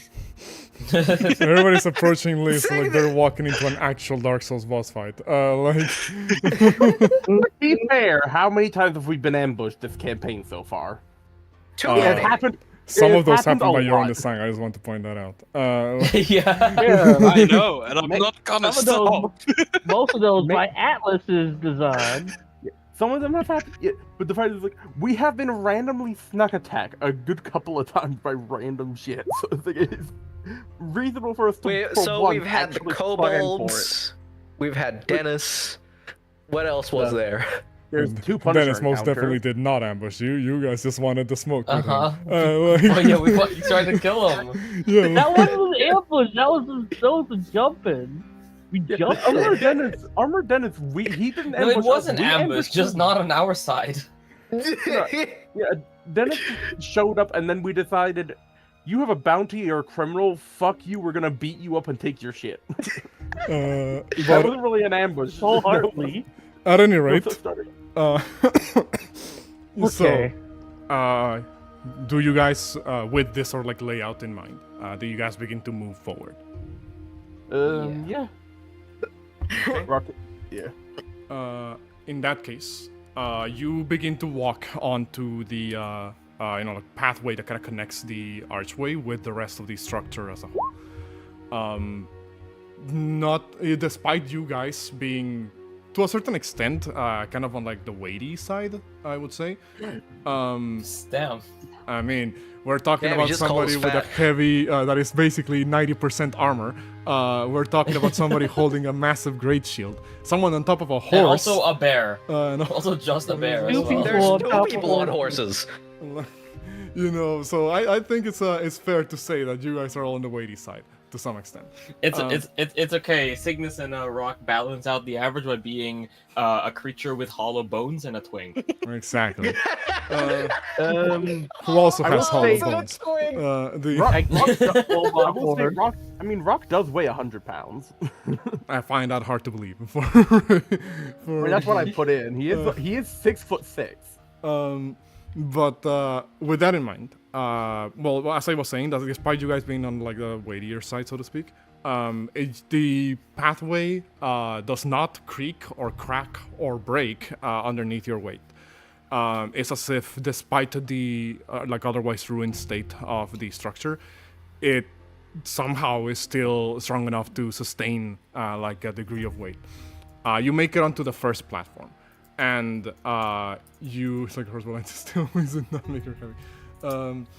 You make it onto the first platform where the pathway kind of like splinters off.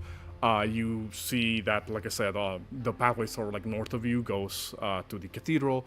The one that is like southeast from here, goes into the tower, or at least gets closer to the tower. There's like this sort of like small platform, like segment that is a little bit before the actual threshold of it. You see that if you were to look over to the north, it does seem to be like this thing where the pathway goes like up, like it scales up a certain of a control tree. It goes up like a number of staircases until it reaches like this sort of like segment, this wider, sort of like almost not really a courtyard, but like little flatter terrain, I guess, before it heads into like the cathedral. The other pathway, well, I already described it. So you begin to move onto the platform here, the one that leads into the tower. You do hear noises as you approach. You hear like a quick sort of like not really like a hawk squeal. I don't know exactly what type of sound like a dragon could make, or what's it called rather, but it's like a like sound almost. Like a screech? Well, think of it closer to like the like Jurassic Park, like Velociraptor, sort of like coo coo. Oh yeah. Type of thing. I imagine that's kind of how a drake would sound to some extent. I can see that. And I'll need to make a list that feels like a screech, I'm not gonna lie. you hear that coming from like the tower, one of the upper segments at least, which you don't really see like a staircase that leads up to that segment, at least not from the exterior. But you do notice something as you are kind of taking like the last bit of descent into from one of the like platform staircases onto it. You see a light coming from the threshold, sort of like access way that connects to the pathway that you're currently taking. It's as if somebody has set up like some form of like impromptu campsite. You see this segment where there's like this string of sorts that has been connected through like a series of hooks that were clearly not part of the original design of the buildings, and somebody kind of like hammered them in or like anchored them in, with like a series of dried fishes kind of like hanging from the side, from that like string basically. You see notches and different markings of sorts, perhaps like a side of battle that look relatively recent compared to the structure that you're like looking at. You do see a shape of sorts kind of like moving around in the interior of the building itself. And I will move you guys to the next map so you can take a look at this. Hold on while I copy all of you guys in, and I make sure that you don't see anything that you're not supposed to see. I want you all to admire what you're about to see here and really take it in, because your boy made a map using Roll20 default assets. Yeah, let's go. Oh yeah. Default assets. It's it's my pride and joy to be able to do this, y'all. Y'all don't even know. Hold on. Give me 1 second while I just make sure that something is here. You don't understand. In Dark Souls 1, Vorti made every map out of just PNGs from like Google Images of just stone, wall, grass, and he just copy pasted the blocks of like stone over and over again to create like just maps. It was hodgepodge glorious. together on Roll20. And it was funny enough. The piece of resistance, he made a working interactable map like with a gate that moved and everything. Yeah, it was pretty good. Nice. What's it called? Also, thank you, Elena, for catching the stream. Glad that you're enjoying it. Now here it is. Check this shit out. I hope it loads. Hey! Yeah. Oh yeah, Wait, is that the a pizza bonfire? resistance. An impromptu bonfire, you see. There appears to be like the light that you were seeing that was coming out from this particular threshold seems to be coming from what looks to be like a form of like a bonfire, albeit not a bonfire that you are that you've seen before, like the one with the coiled sword stuck in it. It is just a regular bonfire. Seems to have been made out of stacked together pieces of rubble from the actual like structure from the ruins that have been now set ablaze. You're not sure what is burning in the fire, but it seems to be burning decently. And like I said, hanging from one of the pillars, there's like the string with like the dried fishes. You see that the figure that was moving inside matches exactly the one that you saw the other day. This very tall individual with like this bulky like looking armor colored red and gold with like these gaps that are like this darkened sort of like chainmail. On the back of this figure, almost looking like a turtle shell of sorts, a massive great shield to match the size of the individual, and leaning against one of the pillars, a halberd that looks very intricate in design. That this figure has kind of left over to the side while seemingly waiting for the fish to dry. It's a very mundane activity to be performed by an otherwise like very intimidating figure. And you see as this individual in particular, Is he fishing in full armor? Jesus Christ. Here is how it looks like. Big as fuck. The individual in question seems to kind of be absentmindedly tapping his foot over like the cobblestone ground or floor rather, while waiting for like another set of fish to dry around here. Kind of has his arms crossed, like staring into the fire, occasionally glancing to the outside. The map doesn't represent it too much, but this is like a covered like ceiling like area. Above you is like the upper floors of the tower, presumably, and he does seem to be looking occasionally, like glancing upwards. Perhaps maybe also keeping an eye out on whatever creature is making those noises on the upper floors. Doesn't seem to have noticed that you're standing on the doorway, as it's too focused on the very mundane task at hand. What are you gonna do? Signis is ritual casting clue. Question. Was that the dragon that made that screech noise? You haven't seen it, but you did hear a similar sound the other day when you were first finding the area. So, Ace, for all you know, just a couple of feet above you on the upper floor is the Drake. As most people would be walking, I guess a 12 would fail. Ace is still outside. Okay. I was imagining when Vorti said, What do you guys do? Party, all slow turn head to Valencia. Also, Valencia's just walking towards. all right. In that case, well, Schubert, if I didn't see the lookout for traps, go ahead and make a perception check. My bad, I didn't catch that.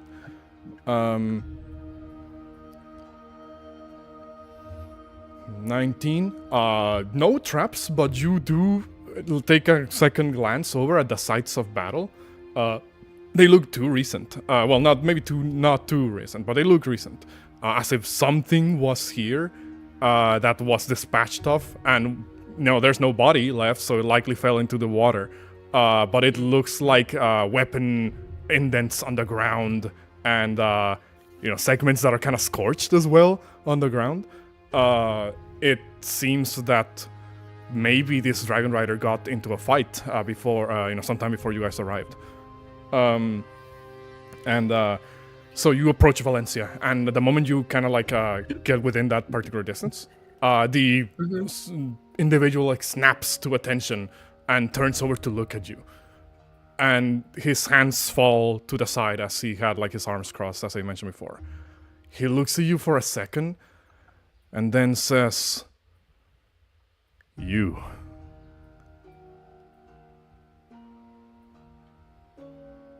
To Just what? you, nothing else? Yeah, he just says, he does a little pause for dramatic effect, and then he continues and says, "Of all the places that I would run into someone like you, it is strange that it had to be here. What brings you to these ancient ruins, traitor?" Valencia pauses for a moment after just being called that. She's a bit taken aback. She just coughs me and my squires. She gestures at everyone behind her. Well, excuse me, princess. Have come to investigate these ruins on account of a certain portal. Portal, you say? Yes, connecting this castle to a nearby village. Interesting. I seem to have missed that during my surveillance. And yes, we are behaving, Weewoo, or Dear Mod. Now, the Dragon Rider seems to put a thumb on the chin of his helmet, and says, "Another thing to report, it seems." And what exactly were you hoping to find here, if I may ask? We wanted to make sure the area was safe. Well, in that case, you arrive a bit too late. I've already dispatched some individuals that seem to have been after my neck. These ruins certainly are strange. King Vendrick had a good reason to keep us clear away from it. But now that you're here, and your squires are here, perhaps you can answer a question, a query of mine. He kind of, begins to stand up. Well, he was already kind of standing up, but he kind of limbers up a little bit, and he says, I am under a specific order to find a missing wyvern that escaped Lord Aldia's eyrie. You wouldn't happen to have seen anything to that effect here, would you? So, out of character, the only wyvern we've seen was the one that this Dragon Rider's riding, right? Correct. You haven't really seen anything, another, dragon around.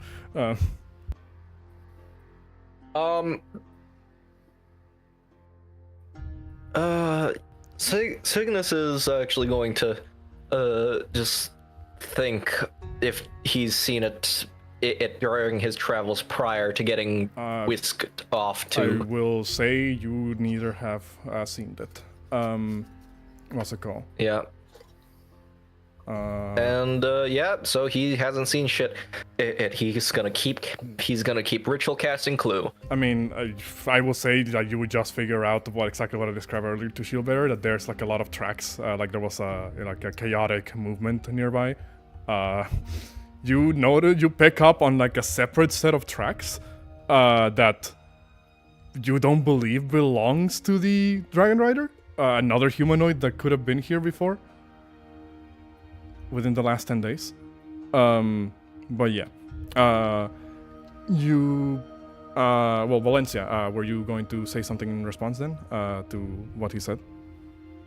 Valencia would just report that no, we haven't seen any other wyverns around.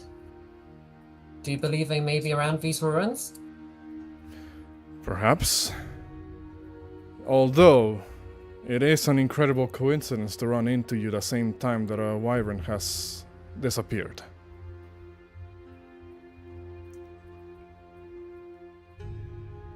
That it is. You don't see his expression, but you can feel his eyes narrowing. And he does kind of like look over past you, Valencia, like at the rest of your crew. He kind of like seems to scan like the individuals behind you, and says, an interesting entourage that you have gathered under your employment or service.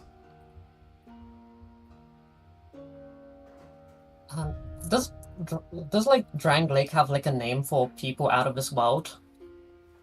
Not precisely, because they're not like super common, but like the general term that you believe could be applicable is like off-worlders or like outsiders, immigrants. Maybe not that one. Yes, we've got an Asian over here. I mean, Valencia can also just call us travelers, because we are technically just travelers. Well, that alone wouldn't explain anything. Yeah, she will just come and just off-worlders.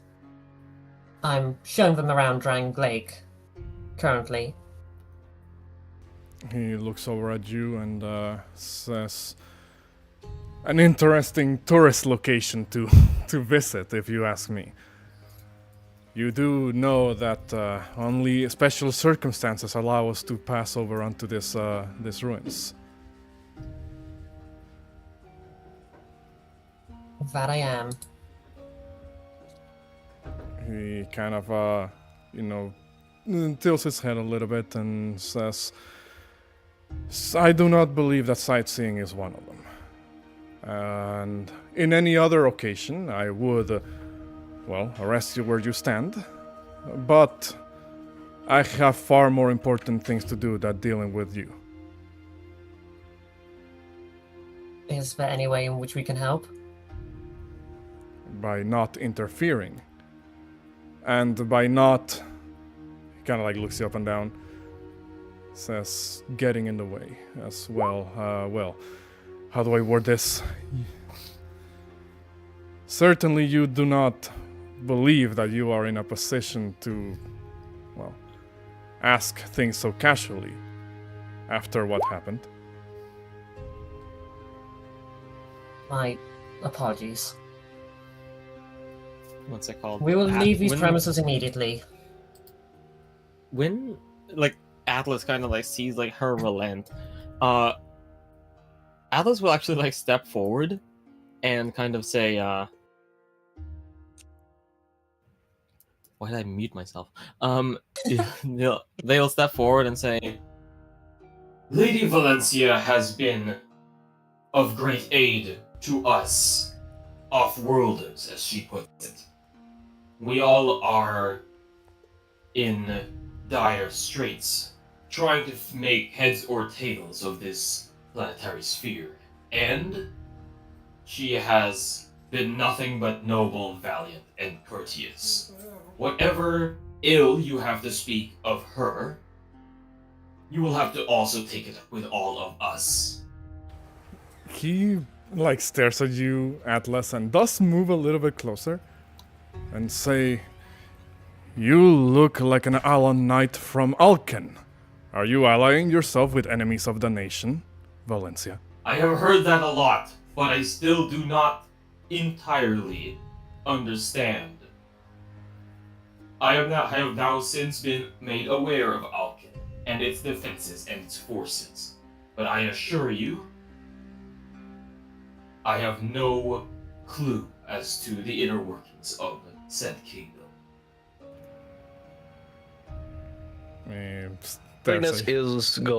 Signis is going to also like note. Also, they don't bear the symbols of Alkin, so very much not one of them. He, at this point, kind of like realized that everybody's kind of chiming in on the conversation, or at least some of you are. And though obviously you can't see his face, his body language is like, who the fuck asked y'all? And, he is going to look over and say, you show a surprising amount of willingness to stand up for a thief. Are you not aware of what crime Valencia is responsible of? Stealing from the royal treasury is a high crime. Signis just like Ace, fucking Ace just has like cackles. friendship point like appear above her head. You have to clarify, that is the thing, right? I didn't get it wrong. Yes, Katya? that's correct. That's Okay. correct. That's correct. Yeah, that's correct. Thank you. Signis It's been a while. like It's been a while. actually lets Actually, out this like fucking in loud ass cackle. He just Actually, says, quick refresher. Did we know about her specific crime? Did she ever actually tell us Yeah. what she specifically is in for? Yeah, in the Yeah, first for- session, we were sharing Okay. stories. And he told yeah, no. Not to mention, we also figured Well, guards Valencia down told at. you all that she got framed for a crime and she's Yeah. trying to prove her innocence. She told you no less. No, Signis more, is just I mean. gonna like. As I was saying, Signis is just gonna like let out a cackle and sort of. Oh no, I'm pretty sure. Anything cut out? I've come to know this pretty sure. young woman for over this period of time, and that seems contrary to the kind of person she is. I shall prove my innocence. You've had your chance to prove it. And the evidence is quite damning, if I may say so. The prospect of arresting you where you stand and bringing you back to the capital is looking more and more appealing by the second.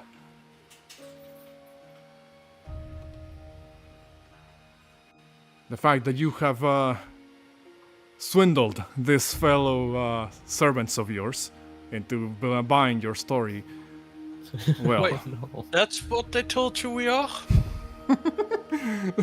Really? He didn't say servant. Signis She said, literally said at the very start, well, excuse me. Valencia I just think Actually, she him. called us- I don't think he called us servants. I think she called us squires or something, and then he Yes, Yeah, squires. upgraded us down to servants. Squires. He actually voiced his. He's. Excuse Valencia me, will just princess. look back at you all, just like with just an expression of "not now, please, for the love of God." Signis is just like. Signis has his mask on, so it's just like. And you can tell he's grinning ear to ear because you have framed person who robbed the royal treasury. Actual guy who has robbed a treasury. I mean, no, we can tell he's smiling ear to ear because his mask has a smile on it. Also, yeah, if Rock was to ever make a correction, the only correction he would say is just, "I'm her doctor." That's the only comment he would ever make, but he's kind of just kept his mouth quiet and just been listening. Like, that's the only comment he would make that big, but he's just kind of just been sitting there listening. where is your license Also- then? Sorry to He interrupt. would literally, Rock would literally just pull it out. and buy it. It's invalid. I It's not can't from this read world. this. I can't fucking read this. Just because I'm on your lands doesn't mean I'm not a certified doctor. Just because... I mean, yeah, but do you think he cares? I mean, what's it called? that is how it works. Um, You're even in our world. your doctorate is only acceptable in your own country that you get it. Mm-hmm. That is Because true. different educational levels. As a Yeah. call, the Dragon Rider continues speaking and says, whatever the case is, you have wasted enough of my time already. Unless you're here to turn yourself in. I believe I cannot allow you to further explore these ruins. What's it called? Atlas will kind of like, at this point, like go up to like Valencia and just kind of like place a hand on, I guess, like her side. I guess I'm having difficulty like parsing like the height of a horse, but Atlas will kind of like put like a hand reassuringly and just kind of saying, We came here to ascertain the threat level of anything in this area that could pose a danger to the hamlet under your care, Lady Knight, by the allowance of Fort Cardinal. Since there does not seem to be a threat, I believe that it is fine enough that we leave it for today. That is the assessment of my situation as well. A hamlet? There are no villages nearby. The portal, remember? Rob will make Signis that one is comment. going to like just gently make a signal to like just head off at this point. Valencia will just mention that Captain Drummond has been made aware of it. So the captain has fallen for your tricks too? no. Signis is already like making gestures to be like, hey, it would be best to disengage. So Signis is going to say, while your words are appreciated, he's like, you could just tell like his voice is like dripping with malice. Valencia just try to cut you off and just say, we shall leave as you have stated. You better. There's a hamlet on the other side of the portal if you wish to investigate. You wouldn't happen to be amassing any more followers to your treacherous cause, would you? Out of character, I got a question for Valencia. Should Ace tell off this night because she does not besides the fear of potential dragon, she don't like the fact that another noble is being an asshole to Valencia, a new friend. If your insight is high enough, like Valencia isn't like kind of scared. She just wants out of the situation. Oh, she's no. scared Yeah. about it. Wait, 'cause She- I think it's like, Uncomfortable, I guess, is the way to put it. Like she wants to disengage. Yeah, Signis is being passive aggressive, but he is also trying to disengage. Yeah, that makes sense too, because like the situation is like, we're trying to leave because it's like it slowly seems to be escalating to where this guy's gonna try and arrest Valencia, and then we'd have to fight him, and if we, depending on how that goes, that means we've actually done a crime at that point. Two things. One out of character. Could you give Ace access to the horse sheep? Oh, did I not? Hold on. Yeah, I can't control the horse. I was saying it in the chat. Oh, sorry. And then- No, it says you have access to the thing. Hold on. Yeah, I can't control it. All right. Try it now. Okay. Delete horse, please. Yeah. What? Double Nope. horse. What the fuck? Okay. Hold on. I'll try to fix this in the background, but yeah. Go ahead. Then second thing will be in character. Shubar will go like, I have two questions I needed to ask. One, are you an active dragon rider? Because if so, two, do you know about the active threat of the Or was it giants? Yeah. Yeah. Do you know about the active threat of the giants? Because they are attacking. Tilts his head and says, should I add spreading misinformation to the charges? We got active proof. Yeah, Rockwood. Signis is just going to hold out a hand to a shield bearer and just say, and just like, hey, you can just tell, like, hey, please just cut it. Where is this proof, if I may ask? Rockwood looked to With shield Captain bearer. Drummond. I mean, Rockwood also looked to shield bearer because Rock also has cuttings and skin from the giant. Yep. Yeah, but they There look was like also rock. Captain They look like rocks, I mean, basically. fair, but Go- um, but, Valencia will also add that it was Captain Drummond who sent us to dispatch of his giant. Or it's not even that. Rock also has his incomplete, full anatomical medical diagram of the giant in his. It's just a picture. yeah, anything. there's sadly no And body that you guys can use to prove this. We don't have cameras. We're just like, if we show him like a pic, that's the same. Like, oh yeah, I saw a dragon. You want to see? Shows picture of like shows drawing of dragon. Yeah, like.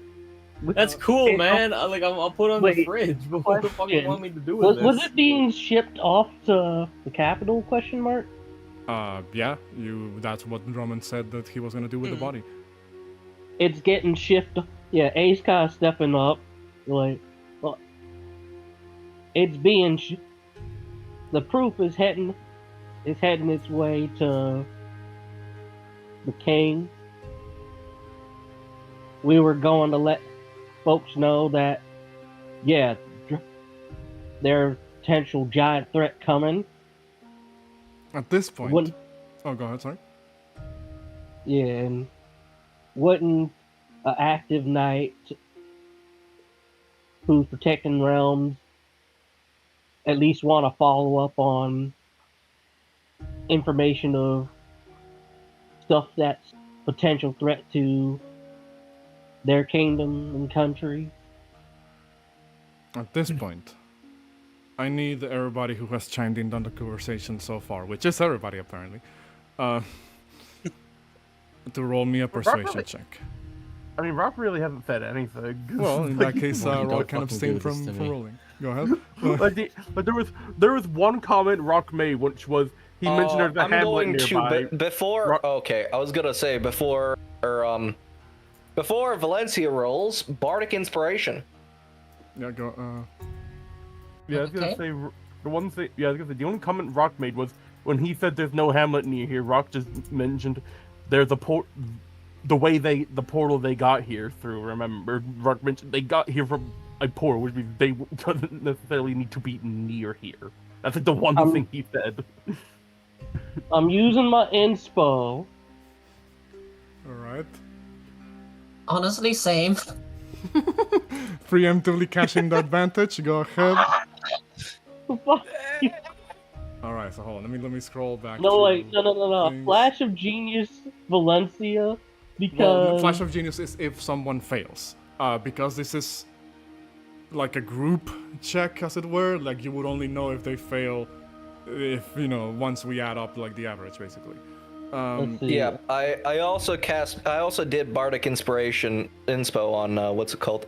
And Valencia, that's, so yeah. D8. So that's a 35. Jeez. Okay. In that case, let me add all of these up. So that is, you got a 5 on the Five. first one, and then the 4 rather, Ace. So that's a 4. Makes sense. No, it was a 5 because That's a 5. oh, Advantage, Like, remember? Yeah, 'cause I had disadvantage before. Oh, okay. So 5. Is Valencia's gun roll gonna be high enough to make up for Ace, Atlas, Shield Bearer? We're about to Hey, see. I'm in it good even.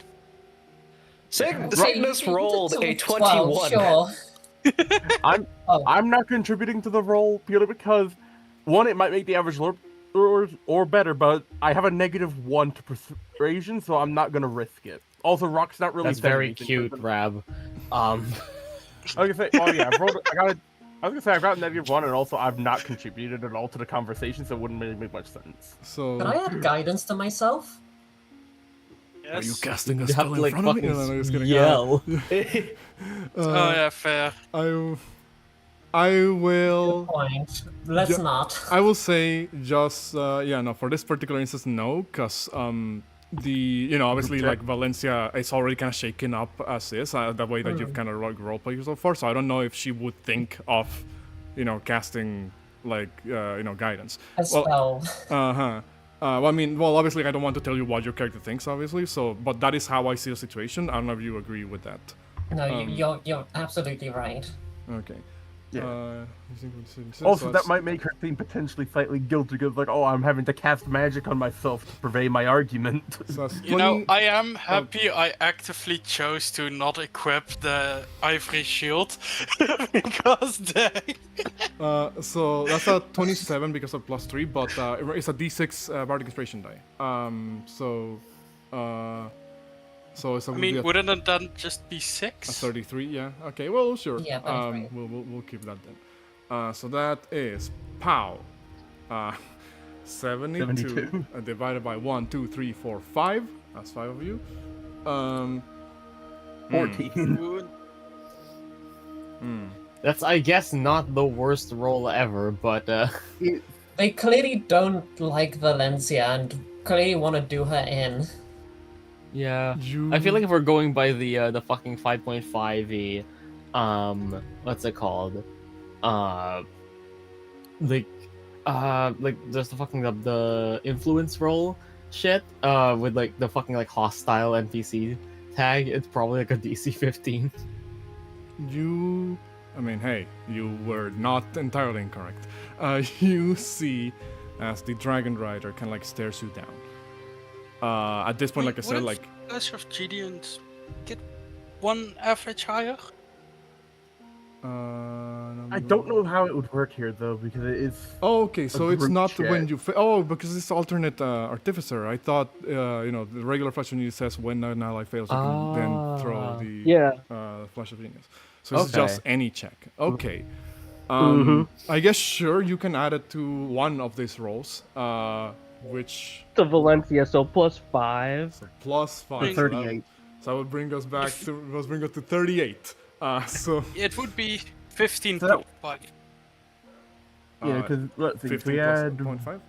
You said? That would be 15.4, I mean, 15.4. Okay. If we increase that by 5, that would be a 77, so... Alright. Yeah. So here's what's gonna happen. I did mention before how like the Dragon Rider kind of had like his hands to the side.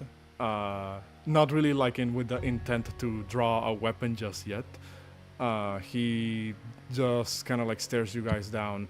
You see as he then crosses his arms back again and says, "I see.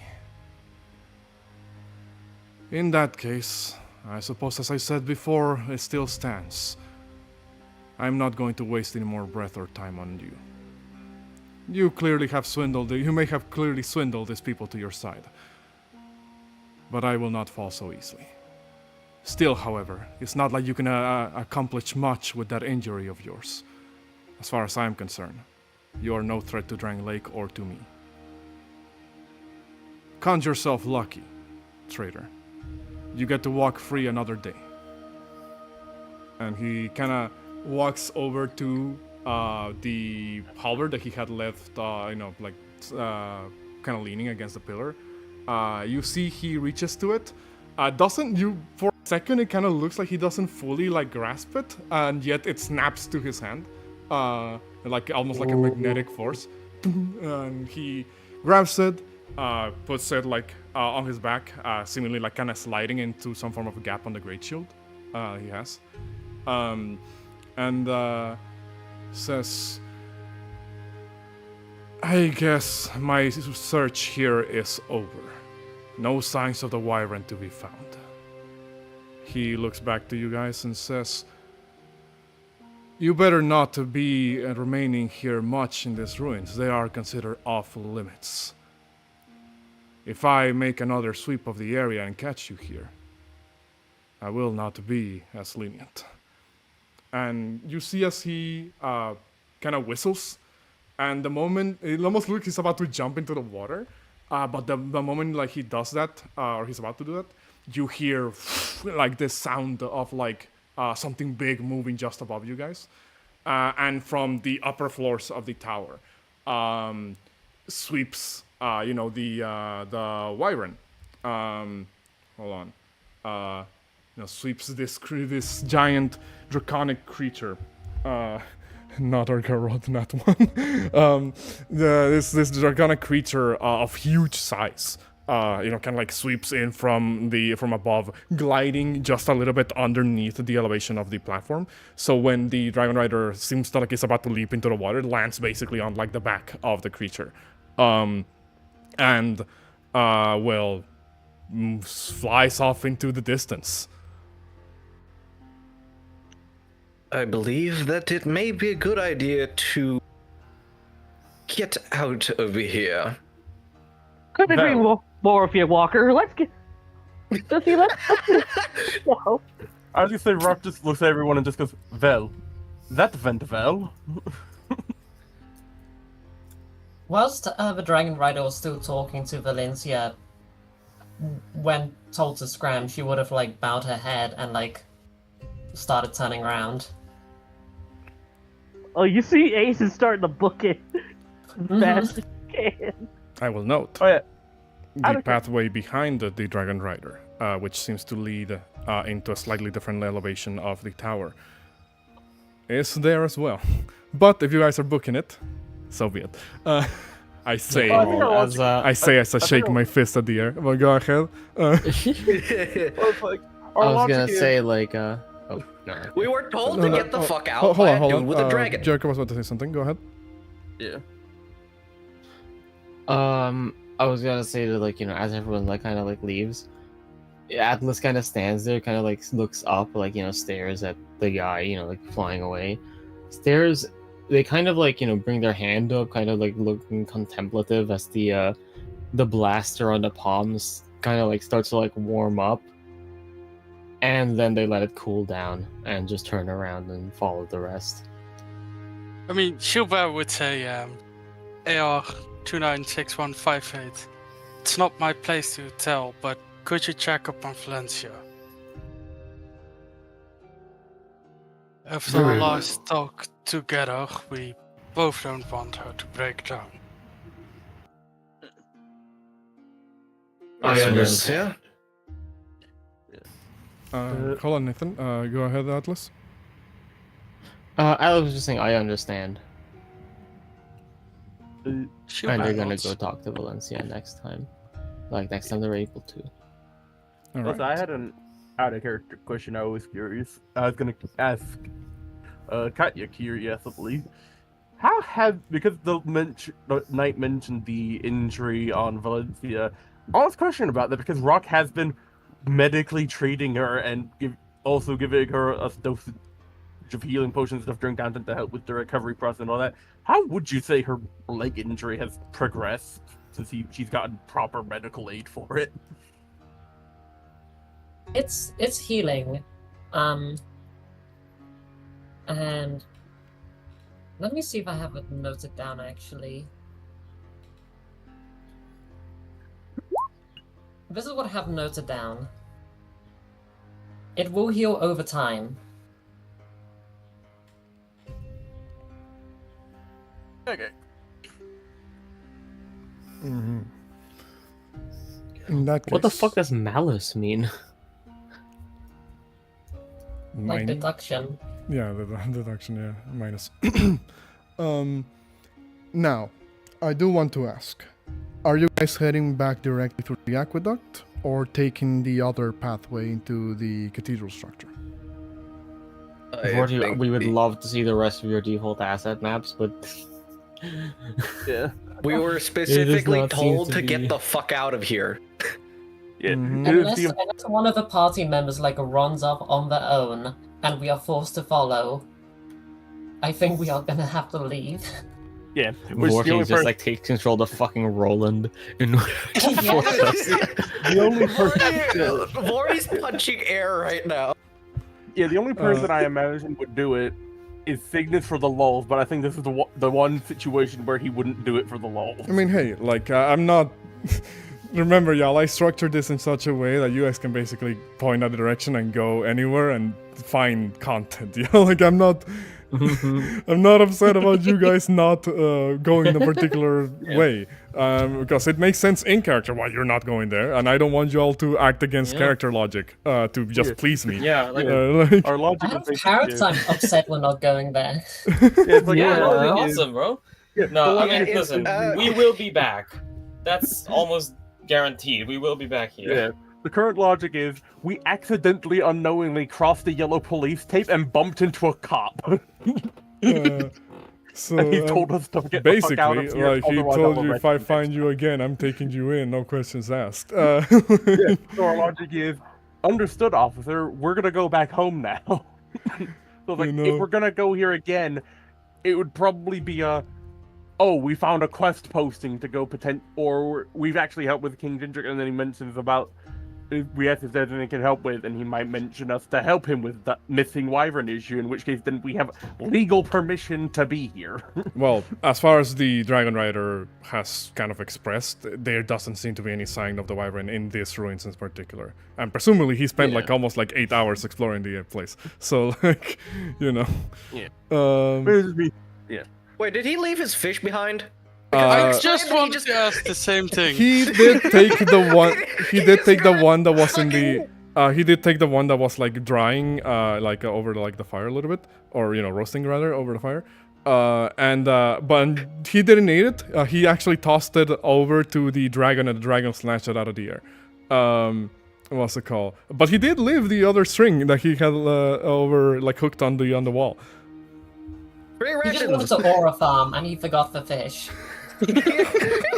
I mean, hey, free ocean air. I will say, dried fish. I will say Valencia.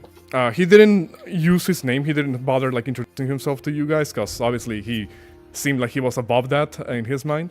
But you do recognize the armor set that he was wearing, because usually Dragon Riders have a very distinct shifting, I guess, customization, shall we say, on the coloration of their armors, but not order for identifying markings. You do recognize him, you believe, by name, even. So you believe. Well, he wasn't the one that dueled you. I'll say that much right now. But you do know that he is a member of the Dragon Riders, obviously, and a very zealous one as that, as you can tell. You identify him to be Dragon Rider Koros, as I will show on the journal now. Does the name say anything? You're a foreigner. Yeah, I have Valencia. traveled a lot throughout the Drangleic, so I don't know how much I will the say Dragon Riders are further information will require a history check. I don't think I just realized. And I don't think Valencia has told us his name just yet. Yeah. I don't think she Well, will unless asked. I mean, Yeah.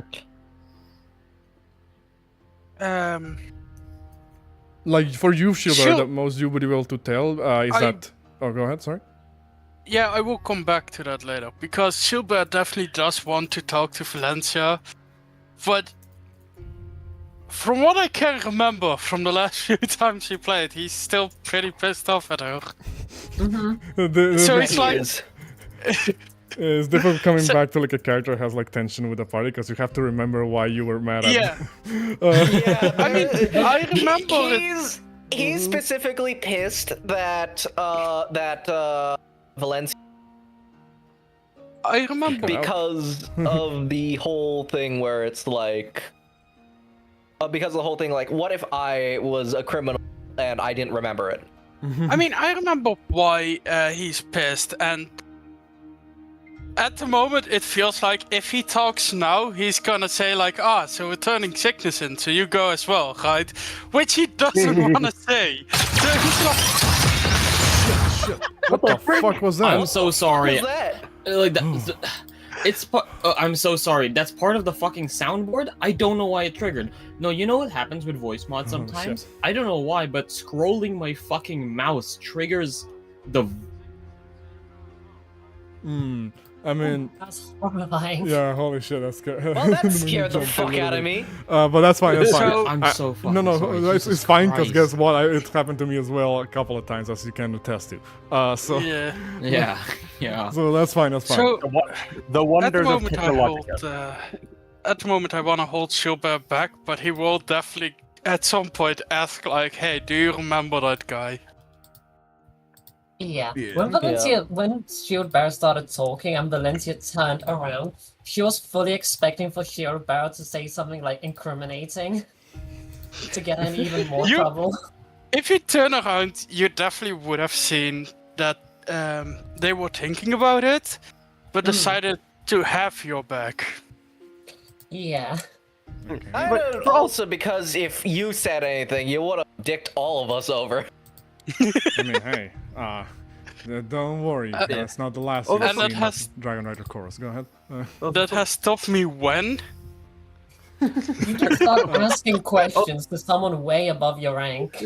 Also, something I've realized as well is regarding her saying people got run. The only person of our group that's not from this world that she knows has been here for a bit is Signis. I'm pretty sure, like, outside of the people who were born here, the second longest resident. 'Cause, like, he's been here. I'm pretty sure I wrote he's been here for Well, like 6 months or Shielder something. technically has been here longer than everybody, but he can't remember too well.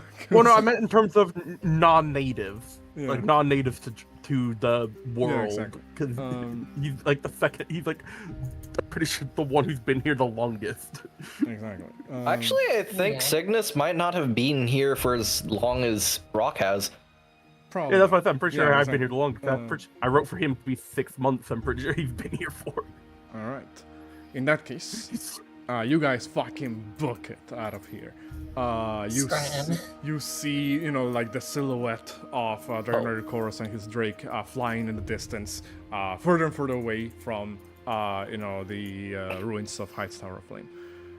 You take the pathways all the way back to where you first entered the area, which was the sort of threshold, and what could have probably been a little bit of a longer trek, you managed to knock out in like a little under an hour.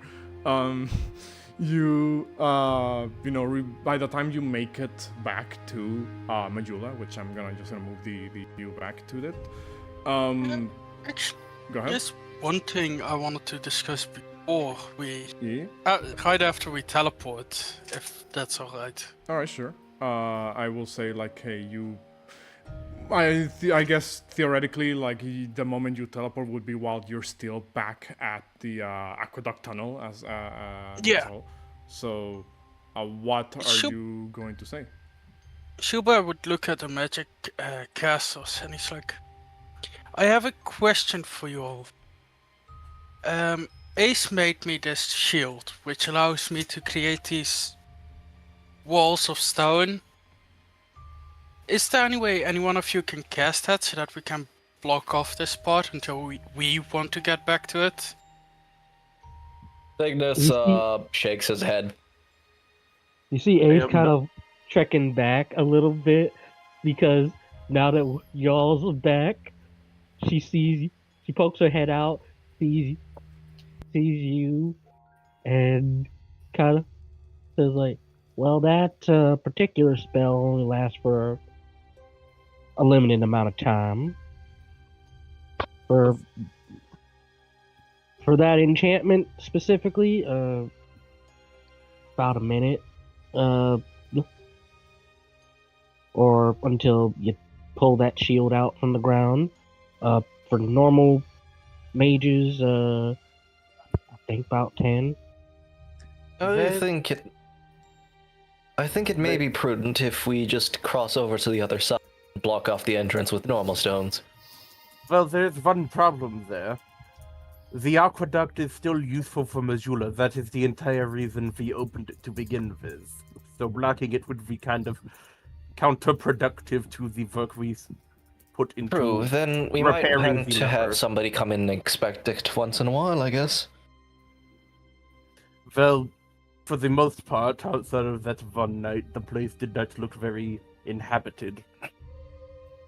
And if he had been there for multiple hours and dealt with what was there, then that would mean most likely there is not much left that we have to worry about.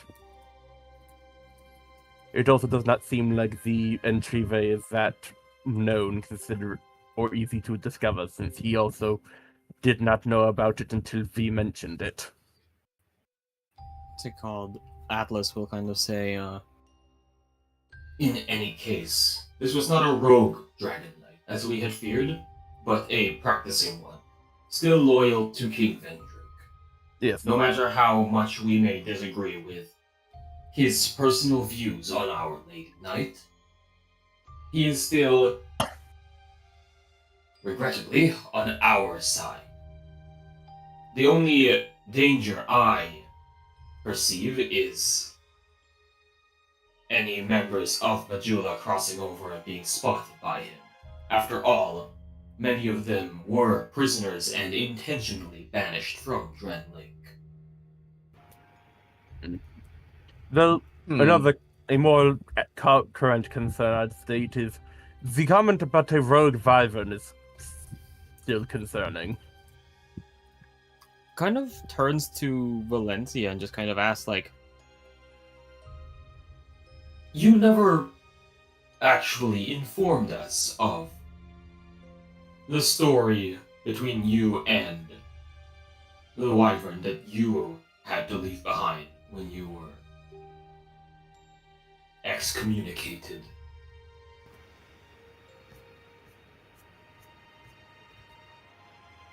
Valencia will turn to you and will you ask a question or are you just making a statement? basically making a statement. Like, Atlas isn't forcing her to say anything, but is kind of like saying, like, hey, you know, I did notice that that knight suspected you of being responsible for that rogue wyvern, so, you know. But Atlas isn't gonna force Valencia to say anything, really. In that case, Valencia will just say that I was forced to part with my wyvern. Haven't seen them since.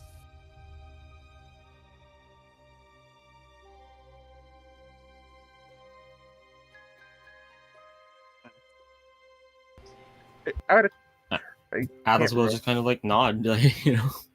Out of character, I can't remember. Have we bought a wagon for us for traveling? Yes. There- There is one that looked like it's seen better days. That was already here in Majula when you arrived. You didn't buy it, obviously, but you know it comes with the territory. Fair enough. I guess we fixed that. I imagine we fixed that up by now, to where it's actually not looking worse for wear. The citizens, you know, were the ones that kind of fixed it up for you. Yeah. Brock would just look at the party and would state, or just. Well, I guess it's time we head to our other destination. Since I do not believe you will be needing the potions that I had given, I would request they be handed back so I can potentially make something else that might be useful as the time comes. Hey, yeah, so I guess I'm just gonna hand up it.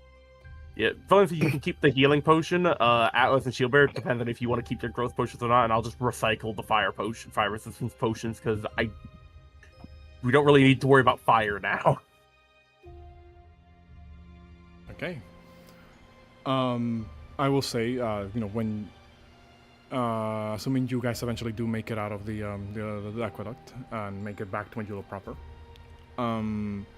you know, some of the citizens do look over your direction. A couple of them asks you, like, hey, what was on the other side? You know, what do you find? Whether you answer to them or not, it's entirely your deal. But you know, eventually, like the squires, or trainers rather, will kind of, you know, walk up to you, Valencia, and Cersei asks, Lady Valencia, you look quite shaken. Is everything all right? Everything is just fine. The area is being protected by dragon riders. We are merely told off for trespassing. Gwenalt, who knows you better than that, kind of speaks up and goes, "Why don't you? Then why do you sound like, something's off?" It. She kind of turns to the party and then looks back. It was a tiring conversation. Yeah, Signis is like doing that hand gesture that's like cut the conversation. Gwenal kind of like scratches the back of his head and is like, all right. I suppose, if it was stressful, you don't need to talk about it. And, I think Valencia, I think Valencia will just mention the name, Karas. And I imagine Gwenal would know. Gwenal kind of like, his eyes open wide like a little bit, like, oh shit. And he kind of nods along and is like, oh, is that serious? And he quiets down like a little bit. And Fern does say, well, what matters is that you all made it back safely without a relative issue. I take it this means that you will now depart to the capital? Indeed, that is the plan now. She stares at the party. Does anybody have any? Can I now make that history check? Yes, you can. Atlas also stares at the party. I was 17. going to make a joke of we go back, To kind go of to another place. to resolve that history check. Shieldbearer, you've been traveling around for a while now. You have probably made it into like Drangleic's, proper territory for an extended amount of time. You would have heard at some point the name of Dragon Rider Chorus. There's only a handful of Dragon Riders in Drangleic, so the ones that are there, people kind of tend to recognize them to a certain point. Chorus is one of them. He's one of the he's a relatively newish kind of member of the order. In comparison to like the other ones who were there before him. You would have heard that he's like fiercely loyal, to Drangleic. He's like a cop's cop, He's like, Yep. The guy that you call in to not question orders and, do what needs to be done. Kind of putting that into context, it's like incredible that he didn't like immediately launch to arrest all of you when he starts suspecting something. Super would look at the party after Valencia and AR are just looking, and he will go like, I think, although I still do not agree with this challenge of battle between the two of you, well, the reason behind it, it might be smarter to have it here. If we need more time to rest, we can rest up here while not being endangered of any attack. And it will give us a bit of time to finish things up here.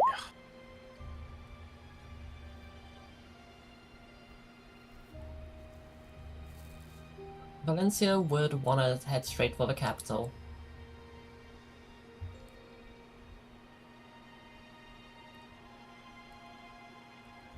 Signis would actually like something to be done, so he does agree with Shieldbearer. We can always move afterwards if one of you is not too badly wounded. Shieldbearer is saying, beat your ass now and not later. I mean, it sounds like the party just kind of wants to get to the capital as fast as possible. So, who wants to just calling? Just mention specific type of tea that's good for nerves. All right. Yeah, like he's not like I don't know all tea brands. So it's like he's not gonna directly say, "Oh, it's a calming remedy." It's more just would you like? Here's a drink. Would you like this tea that I made out of this, and that? Yeah, this brand of tea. In that case, well, it sounds like the party's not going to waste too much time and continue moving their way out of Majula. Before you go, however... As Oh, go ahead, sorry. Oh yeah, I was gonna say as we start preparing, Atlas is going to approach Valencia, alone. But if you think that you should say your thing first, go ahead. Did we not want to vote on Valencia against Signis? Because Signis seemed to agree with Gilbert. Yeah, Signis does agree with Shieldbear that he would like a little bit more time, but that's mostly just because he wants Rock to fucking finish the thing. He wants to help Rock get the fucking thing done, so that once he does eventually duel Valencia, he's ready. Oh, no, in that case you would agree with Valencia, not with Gilbert. Yeah, no. Gilbert says fight now. You know, I was gonna say also, Rock knows it's a combat stimulant. He's gonna ask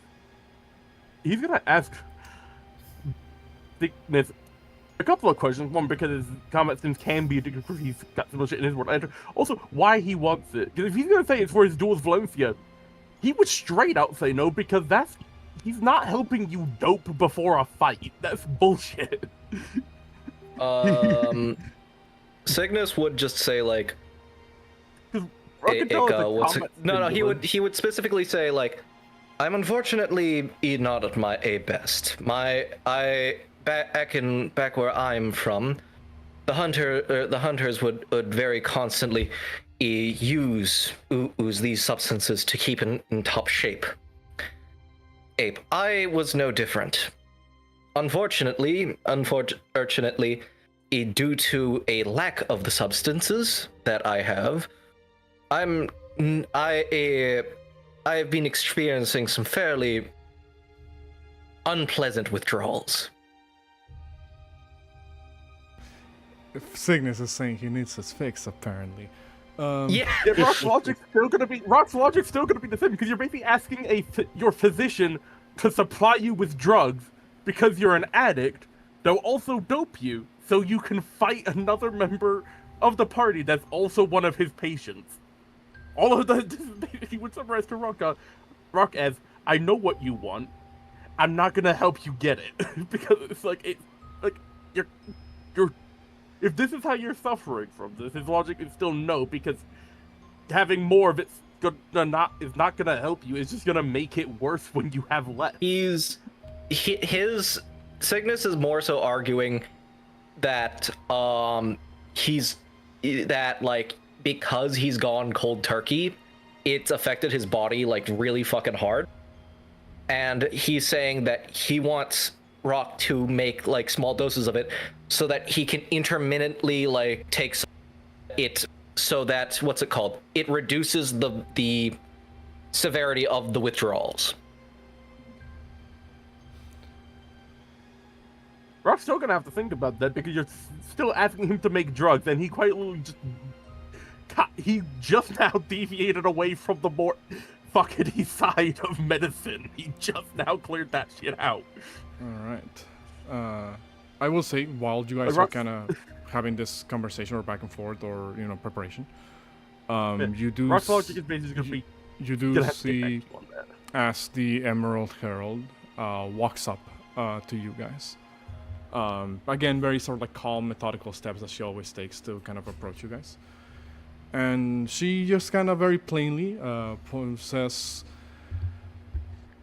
are you preparing to head off into the next part of your journey? That would be correct. He looks at the rest of you guys. Yeah. Atlas will, just kind of half nod, half deferential bow to her as well. I think that sort of shrugs. Does Valencia have a response?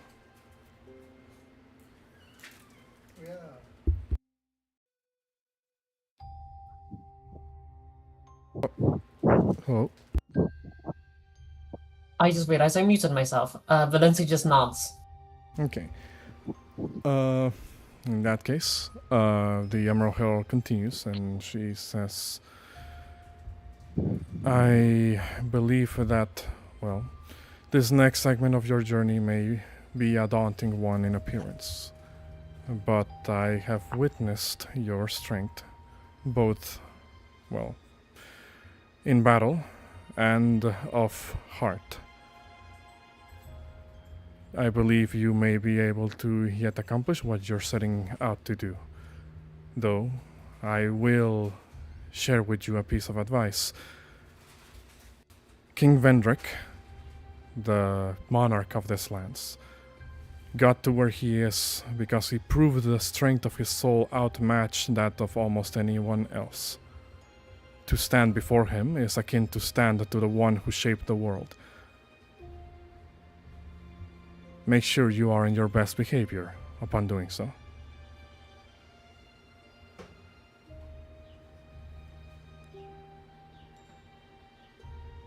Valencia looks at the Understandable. party and realizes we're cooked. Like, Ace looks at Valencia. Valencia stares at fucking. Everybody stares at each other, apparently. Question mark. I mean, Rock's not been bad. Rock's been relatively chill. The other girl seems to catch that everybody's like doing glances at each other, and she kind of closes her eyes for a couple of seconds, opens them again, and says, "Please do not let the force that he may exert through his presence be the undoing of your journey.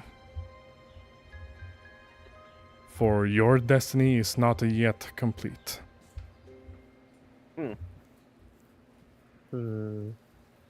Speaking of, can we just take a quick look at the map real fast? I think we Sure. can take a quick detour. Well, I was actually going to ask you guys, what route do you take to try, or are you going to take to get to the capital? Because... Vorty, I have an honest question because I don't think we really talked Not too much about. Go ahead. Because remember we said Rock had been in the world of Dark Souls 2 for about 6 months. Mhm. How much would you say he'd have seen of the land? 'Cause I imagine he would have ended up somewhere around Drangleic, most likely. I mean, because that, I'll leave that more so to your jurisdiction. Like, where do you think he could have gone over those 6 months? And based on that, I'll give you whatever info you're looking for. And also, she didn't precisely tell not to listen to her king. She just said, "Hey, don't let him like stand on the way of your grand purpose." You know. don't let his presence crush you. Exactly. Grand purpose. I know I mispronounced that. Fuck you. So as you can Okay, tell, so you can tell, there are two major roads that you can take to reach the capital of Drangleic.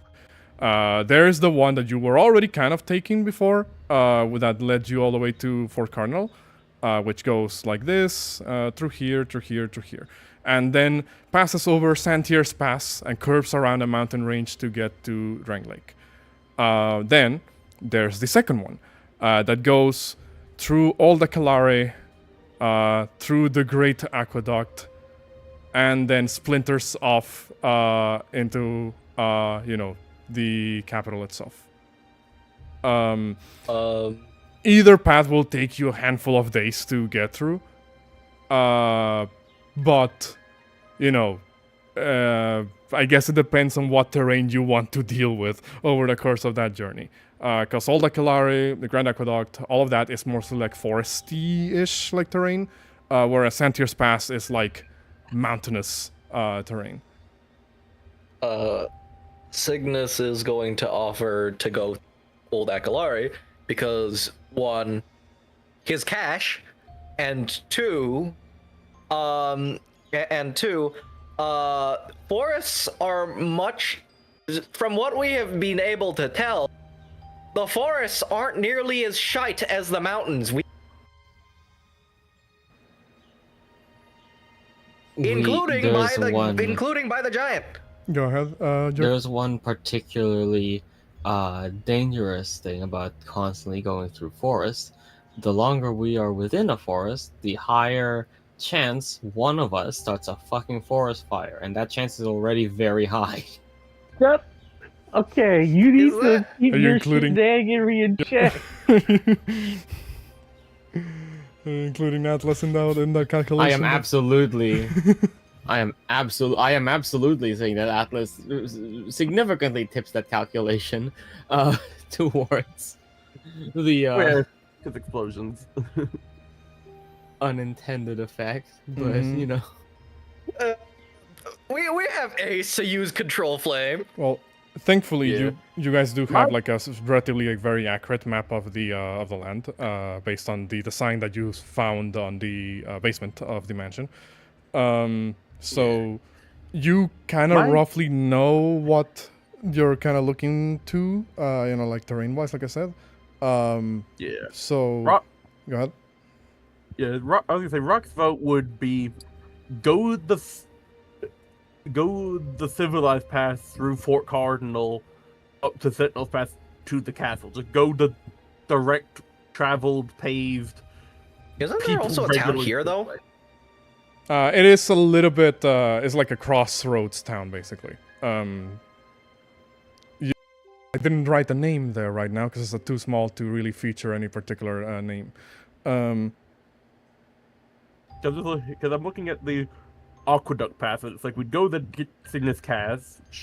We don't know what would be on the way. Then we have to Then we have to go through a mountain pass to what seems like go through a underground tunnel through a It's mountain. less castle. of. It's not exactly like a tunnel per se. I would say Valencia. Anybody who has been to the capital before, in general, or like around, would know that it's less of like a big like fucking tunnel, of a pass of sorts, like this hollowed out segment of like a mountain that has been turned into like a main road. Still, I would Go ahead. I would trust more open air, purely because also because of Atlas's preference for explosions. We don't want to risk a cave-in. So let's put this into a vote one more time. Also, you would be risking a avalanche in Santir's Pass, or like a fucking rockfall or something. So What place did Signis steal from? The Duke of Sildora, Sildora. which is a couple more miles beyond the Great Aqueduct. That's way over there. Yeah.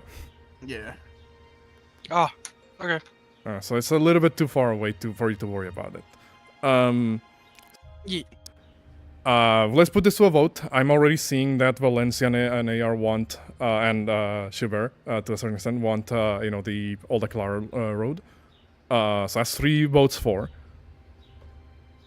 That's 4 votes for. Roxfaller one dice. So it seems like majority vote is leaning towards the Eastern Path. Yeah. Okay. Rock's vote would be more of just the well-traveled, go through settlements path. Yeah, I mean, well, it's not like the other road isn't well traveled. It's more like, hey, there's a lot more on the way, compared to the other one. Also, who Yeah. the fuck's trading? the other I one- imagine like Ace being on the. Go ahead. This is my suggested route. What, we go to another... Hear me out. We should do every single side quest first. We just fucking fuck off into Alkin territory midway through. No, let's just go to fucking Melfia, dude. I'm gonna be honest. If we do that, my brain's just thinking of the fucking Scaramouche from Samurai Jack, where he's going to tell Aku about the missing sword, and then he takes forever, gotta And then do he- the fuck. Yeah. and then he doesn't fucking get there until after everything's goddamn done. And he's already gotten the sword By the back. time you arrive at the feel- capital, the giants have already. Yeah, like I feel like, I feel like that would be what would happen if we did that. We'd get by the time we actually get there to tell your liege, giants have been spotted. They've already killed. They've already. We did dealt it. We with the saved fucking Drangleic. They've already dealt with We saved Drangleic. Fucking Fort Cardinal. blown up. What's it Yes. called? Also, I do want to clarify. Like, I don't want I know it's a Dark Souls world. I don't want it to feel like you guys are on a time constraint to get stuff done. You know.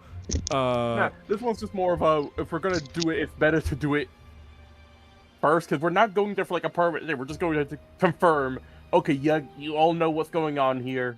Good. Damn. Okay, now we can go do other stuff. The active image just broke. Hold on. No. So yeah, we just dealt with the present It's gonna problematic happen. issue. I think it's because the website lagged like a little bit, but that's fine. I'm just gonna. Go ahead.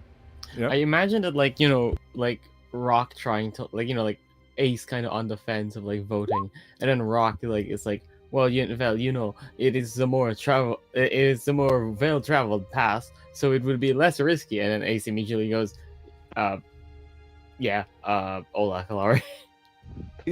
Well, Rock Lodge is more just, it goes through fortress towns, and also it's a lot more open, whereas the other path, like the only narrow part is the shelters path, but it's like we're not going through anything. Okay. We're not constrained or in very covered areas. Signis's cache is in the middle of the fucking nowhere. Put it in the town. It's just buried under a tree somewhere. I mean, hey, I hope you remember which tree? ? Yeah, he remembers which tree. You know. Where's your pirate Don't worry, treasure I map, got man? this. Blows up forest. What do you do? You would blow up the cache Loki as well. the bear shows up and is like, no. All right. In that The case, Signis, Go forest fire. the Signis draw a fucking smiley face from the tree. before we move on, Probably not a smiley face, but he probably like drew like a mark. Hey, yeah, before we move on, I do do you guys want to do something like like one last thing in town, or what do you guys want to do? Before we do go, Rockwood, if Ace is calm now after we've left the dragon and all that, he would also, after talking to Signis, he would pull Ace to his side because he also wants her opinion on the matter because he's contemplating it. what's the opinion? Does Ace go to the side with Rock if he would like her opinion on something? Sure. Yeah, just in character, Rock would go, so, Miss the Signis requested that I make him a specific. It would also make sure Signis not listening on this. He's away from everybody else. Signis asked me to make him a medicinal application that, using a sample from what he had left of the substance, I deduced as a combat stimulant. And it appears he asked me around the same time as when he asked you for the sword. Heard? Does Ace have any immediate response to that before Rock continues? Ace is like, go on. And it seems he is asking me to replicate the substance that, from his blatant statement, has addictive properties because he went cold turkey. And considering the work you helped me with in leaning away from the more harmful alchemical substances as much as medically possible, because painkillers and shit, they're useful, but people get addicted to them still. I am not sure if I want to help it in that way, as he said, and also the aspect of him using a combat stimulant to be at his peak condition to fight Valencia. Doesn't say right, but he also mentions that he only plans to take controlled small doses of it since he is suffering heavy withdrawals, but I am not entirely sure. And Rock is, because bro can't lie for shit, he has negative passive deception. Well, not negative passive deception, his passive deception is like below 10. He is clearly very conflicted on it, because on the one hand, drugs, addictive, combat stimulants, doesn't agree with all that, but on the other hand, also, person suffering withdrawals is seeking to try and negate them a bit, because of suffering that, it's like a, he's clearly like, conflicted on what to do here. Now, I ain't no stranger to taking potions to help in a fight. The leader of my gang, she had a particular potion that, well, a rat folk ended up swiping the recipe for. So but it wasn't as addictive as what Signis's little drug is saying. And given the fact that seems all but convenient, he asked you just as we finished the sword. Oh no, Rock said he basically asked it when he asked you to make him a sword. So at the same time he asked you to make him a weapon, he also asked Rock to make him a combat drug. Basically. Oh yeah. Oh yeah. So, and around the time, and he asked you to do this around the time. Yeah. Because Rock did say he's basically saying, oh, I'm suffering withdrawal, so I would like to take a drug to get back to my peak fighting condition before he fights Valencia. Yeah, no. Yeah, that whole, did he tell you about his, grand plan or what have you? All he had asked me is that he wants me to see if I can replicate what is within this vial, and considering we have similar things where I come from, I could. But I morally do not agree with substances like this. I am not against making medicinal potions that help in a fight, as you've seen, obviously referencing, the giant shield bearer and Atlas you have seen. Mm-hmm. But mine potions use completely natural ingredients with no addictive side effects. I make medicine that just does what's advertised. They don't mess with you in the aftermath. So I don't really agree with this, and then also I don't agree with making a combat drug before a duel, because that feels like it's me skewing the odds. Yeah, and seems like you're stacking odds. Now, as much as I'm all for stacking odds in favor, this ain't sitting right. Yeah, also, yeah, Jericho. Rock did say, he doesn't like making addictive things within medical reason, because he can make things like a combat drug that has a blatantly addictive side effect. He doesn't like that's some medicinal things that's he makes them within medical limits, because some things he can't make that aren't negative. Yeah. I do actually have the or all the different potions that Signis, all the different and hunter stimulants. And you can read through it later if you want for the very specific effects. I mean, yeah. We're currently to Rock's because he's only been able to deduce it's a combat stimulant and stuff, and from Signis's words, he's just not agreeing. For him, it's he's maybe just not agreeing, but he's getting other opinions because he's not 100% sure. I feel like mechanically speaking the worst thing, but also practically speaking the best thing that Rock could do was just make the equivalent of nicotine pouches, microdosing him off of it to help the withdrawal pass, but that would give him no actual combat advantage because it's not actually a shot of these drugs. Which is technically what Rock would accept, but also that I don't think nicotine patches existed when within the potential time frame of Rock, so he wouldn't even have definitely that idea. not, but still. So that would only come about if Atlas mentioned it, which unless Atlas accidentally reveals information like they tend to sometimes, Rock would never know. So for Rock, it's basically just a case of he doesn't know Signis well enough to trust his word, and he doesn't want to go back into making potentially harmful medicinal substances after he literally just went away from that. Well, since Walker's been a bit of a huckster, I don't think I don't know if he'd tell. I don't know if he'd know the difference if, say, get a snake, got a bit of a snake oil job. You want But- me to make him false medicine? Well, nah, if he said he was addicted to it, he'd probably know the difference. He'd probably know the difference. I had an idea thinking maybe make a snake oil over a fake one. Something that maybe saying that the ingredients you with the ingredients around.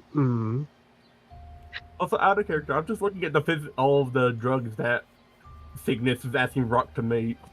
Just from the direct effects, not even the negatives, just from the direct effects, he absolutely wouldn't make these for duel because so far all of these benefit him in various ways in a fight. So he fucking one of the physical enhancers, strength improviser, 2 damage. I have gone over them myself. But obviously, unless Signis directly tells Rock, like, hey, this and this and this and this and this one, as like a fucking shopping list. Yeah, Rock doesn't know exactly what they yeah. do. He just has a vial and was able to identify it's some kind of combat stimulant. Yeah. So he doesn't know exactly what they do because he's not fully looked into them. But also, from out of character, from a main character, more you definitely wouldn't. And if you knew exactly what they do, he especially wouldn't make them before a duel because they just blatantly make Signis have an edge in the fight, which is unfair. Yeah. He is rigging the odds. So, hold on. Going back to the conversation you were having, Ace, you were saying like, hey, maybe make like a placebo one of them. Yeah, that was like an idea Ace had, but I don't know how. But she doesn't know like how Rock feels about selling snake oil. I don't really like deceiving my patients in that way. I feel I would rather just simply state him, I do not condone the medicine, and if he wishes it made, he'd have to seek elsewhere. Because if it's a hit, I don't oppose making potions that can aid in a fight, but I don't condone it in what is supposed to be an honorable combat. And also if the medicine I am creating causes harm as a direct consequence to its use. Well, As you can tell, Rock's clearly talking from experience here, because it's like, again, he's from a world that effectively has its own equivalent to Hunter, so he's also aware of the concept of the Hunter drugs and shit. What were you gonna say? Yeah, sorry if I insulted you with my idea. It was just the first thing I had thought of. Nine, you did not insult. It is a fair comment. I just do not. If I'm making someone medicine, I take more pride in making what is labeled on the bottle and marketing it fairly. I don't feel right saying, I've made you exactly what you've asked, and it does nothing. Same with me in making items for folks. Yes. So I will simply state to Signis that I can maybe look into medicines that could help mitigate his withdrawal symptoms, but I am not going to. But if he wishes to have these drugs of his made, he would need to see a different physician, different alchemist. Sounds reasonable. Probably more expensive for him. Well, that is the price of drugs. Okay. And Rock would thank Ace for her time, and will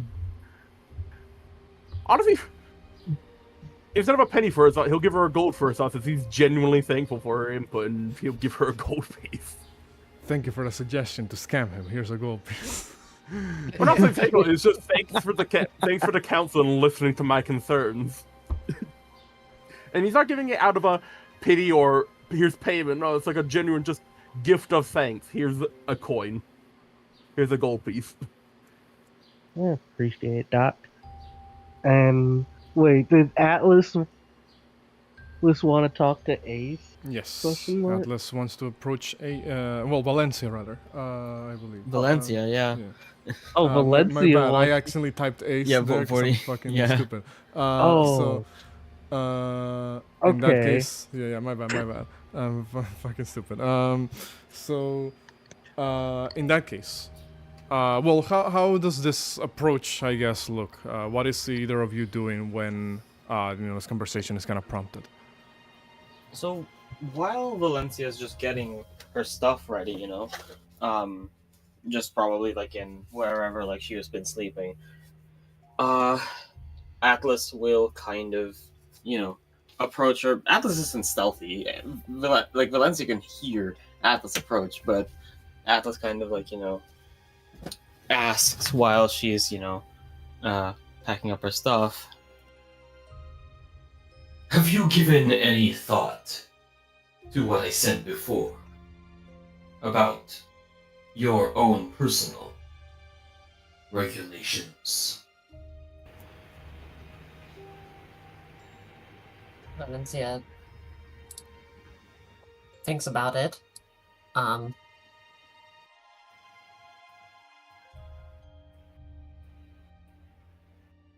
of character, gotta give me a moment to think of an answer for that. That's fine. I dropped a fucking big one on you immediately. Yes, you have. Jesus Christ. You weren't prepared to fucking talk to fucking Uncle Iroh today.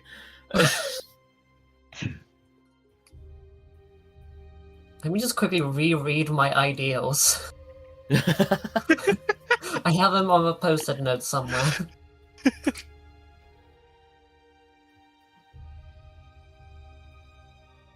You really went like, hey, we're just back from our break. Let's go deep. To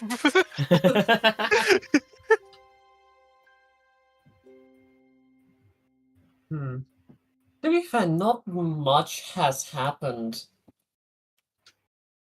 since, other than a lot of arguing, so...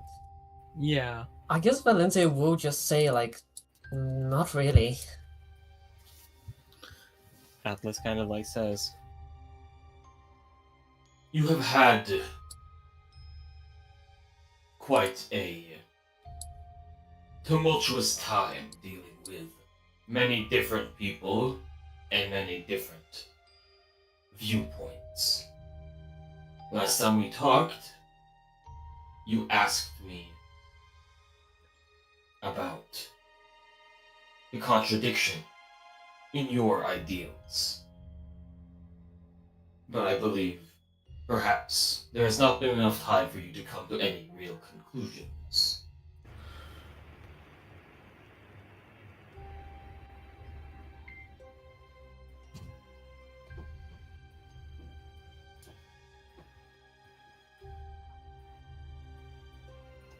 Is this to do with the Dragon Rider earlier?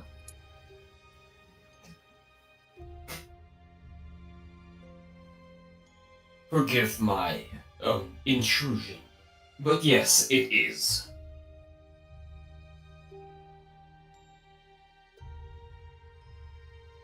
I noticed that whereas you tend to hold yourself with such aplomb and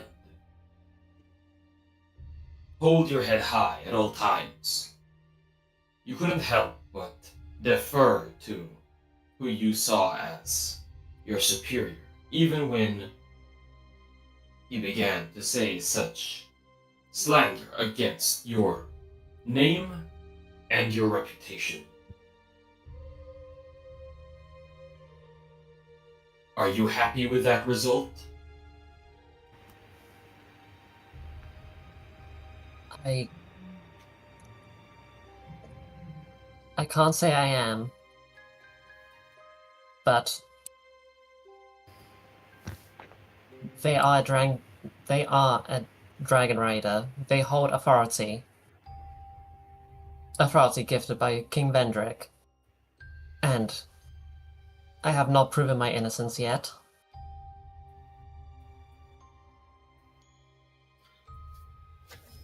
what's it called? Like, Atlas will kind of like step in through the door and kind of ask,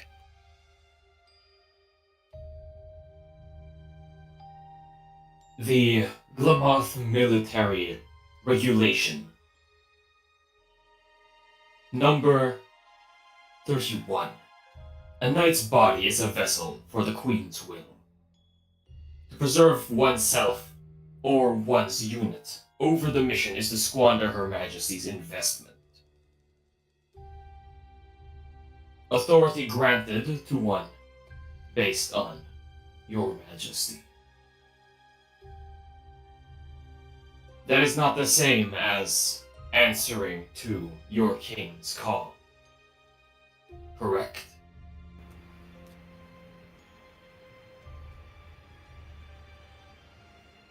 Drangleic works a bit differently.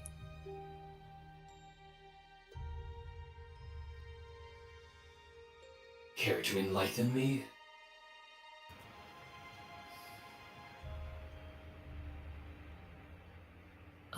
Okay, how the fuck do I explain this out of character? how to explain monarchy.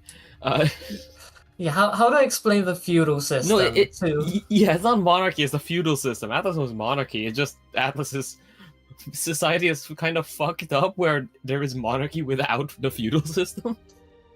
Yeah. I mean, like, I guess you can explain it how Valencia understands it, and not necessarily how it actually is. Because, you know, I imagine based on how Valencia has kind of been living, in Drangleic so far, she's had a particular easy way into, or her family at the very least has had a particularly easy way into nobility, quote unquote. Yeah.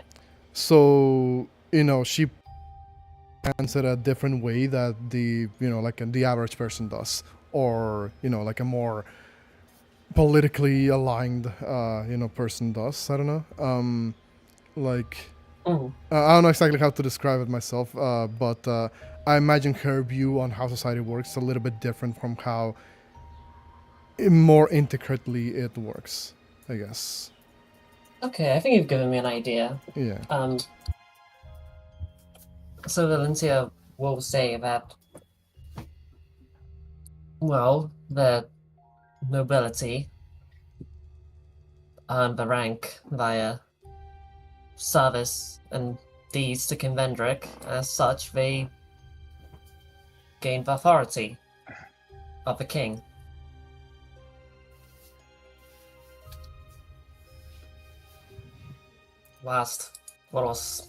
I disagree every bit of what was told to me by Dragon Rider Chorus. Their deeds do outweigh mine.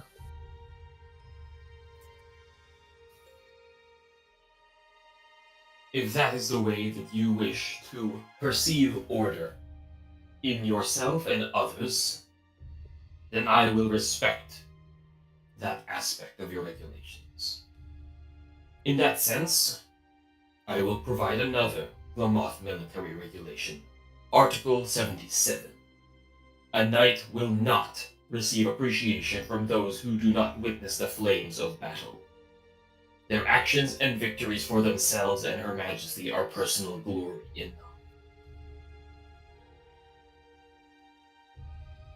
You may come into conflict with all of these knights who will beat you down and cause you great grief. But, in your personal perception, based on your deeds as you put it, do you believe that you have failed your king?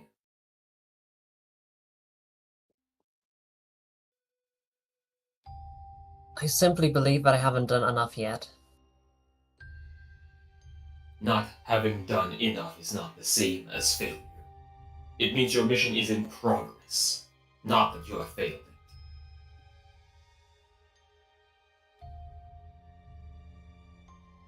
Others may ask you, may chide you, may admonish you for not having completed your task well enough or fast enough.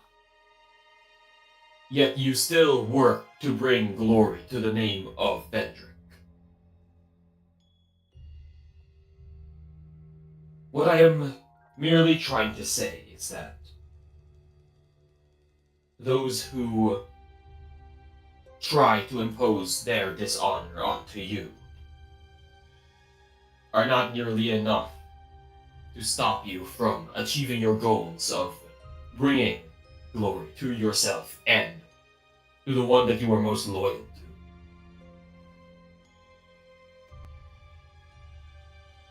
You see, that does put a. Atlas saying that does bring a smile to Valencia's face.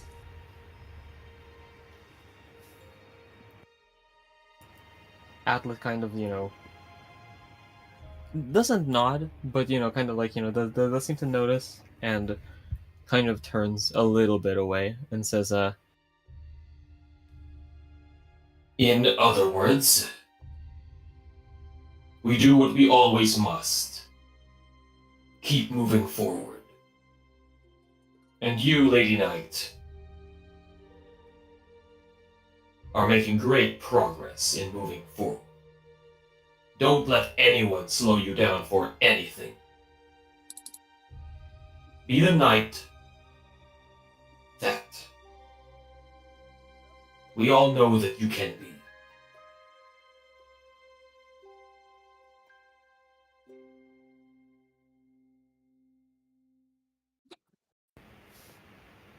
I imagine at this point Valencia turns away a little bit and blushes.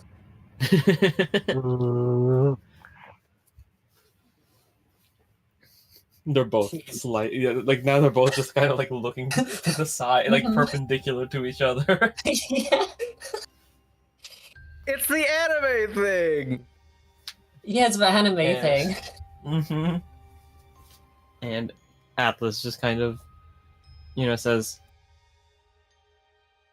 In any case, we shall be getting ready soon. I will leave you to donning your armor. I apologize for intruding on your privacy. These were merely words that I had to give you, that I couldn't allow to say unsaid.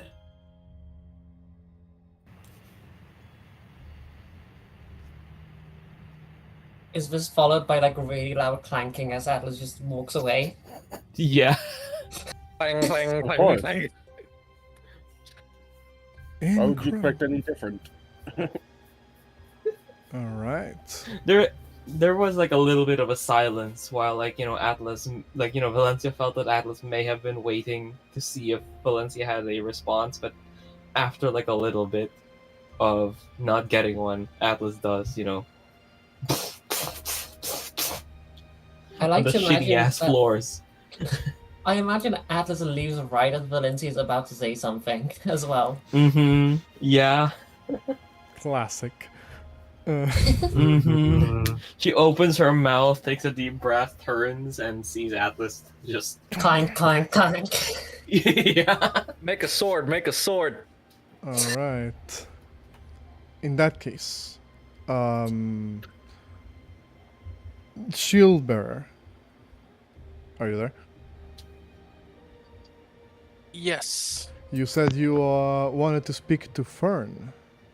Yes. Okay.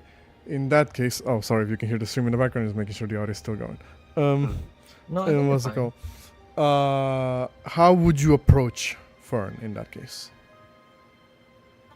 Well, I presume we're in a bit of the lessons, like learning thing already, Mm-hmm. and Shilbear has been looking as if he constantly wanted to say something, and he sighs as he says, "Fern, I really do need to ask you something." I figured. You looked like you were withholding some words earlier. First, let me apologize for how I behaved at the start of this day. Tilts his head. But I do want to ask, how was Valencia with the other dragon riders? An odd question, but I suppose one that I can answer to some extent. Lady Valencia, as far as I remember, has always believed in the unity and the, shall we say, tenets of chivalry. This extends not just to the Dragon Riders themselves, but also to anyone who serves under King Vendrick's army. The Dragon Riders are a particularly eclectic group. Only those who are truly worthy to stand among their ranks are even allowed near them. Of course, part of the implicit camaraderie that they have has to do with their ability to bond with these draconic creatures. As far as how Lady Valencia was with them, he kind of pauses for like a little bit and says, well, she certainly held them in high regard, and for the most part it felt that they seemed to do something similar. In truth, it was surprising to see Lady Valencia rise up that quickly amongst the ranks. And, well, surprising from my commoner point of view, so to speak. Gods, I'm starting to sound like Gwenold.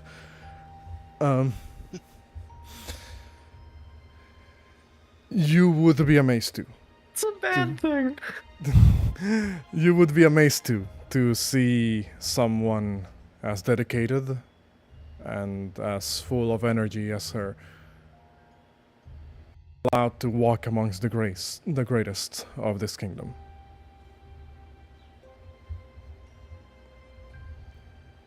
The thing is, and I don't know whether I should say this, whether it's even our place, but they've said the name already. At least I presume that's their name, and from the stories it seems to be a name. But we met Dragon Rider Koros today. He nods. And Valencia seemed more scared than anything. Now it might be because, according to Koros, he still wanted in some way, but it felt more like that, more personal. I've had the fortune or experience to interact very little with the other Dragon Riders. As Squire of Lady Valencia, of course, my standing is significantly lessened amongst the ranks that are above me.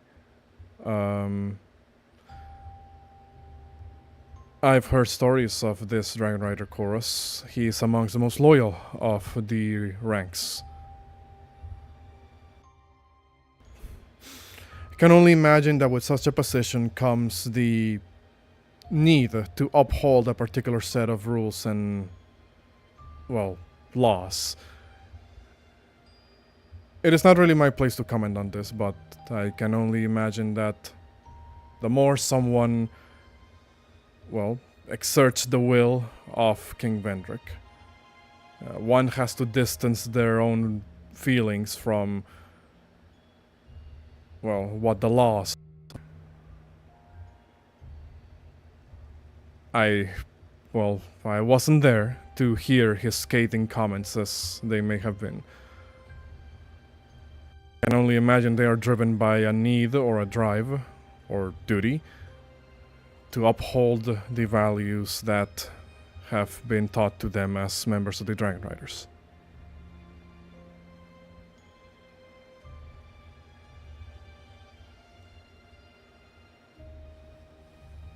The thing is, Go ahead. I am butting heads with Valencia a lot. Can acknowledge that. We both have quite different views on subjects and at the same time quite similar, which is weird. It's just how things went today. What I saw. I'm worried about them. He tilts his head, seemingly genuinely surprised that you are expressing a worry for Valencia. And I wish I could reach out, but I don't know how. well, in truth, I may be sorely lacking in the way of advice here, Sir Shieldbearer. I believe what you should be looking for is a place to start with the right foot forward with Lady Valencia.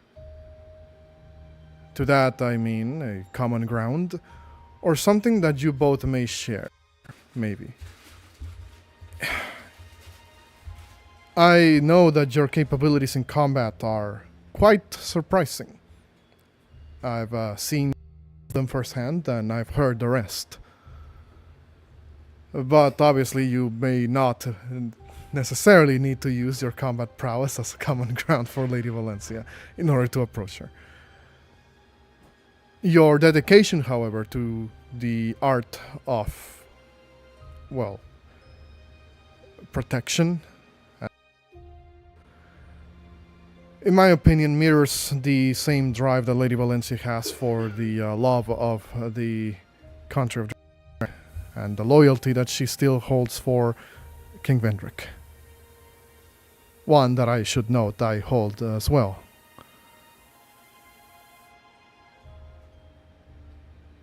As expected. What I'm saying here is that you are both similar in the sense that you're both driven by your duty.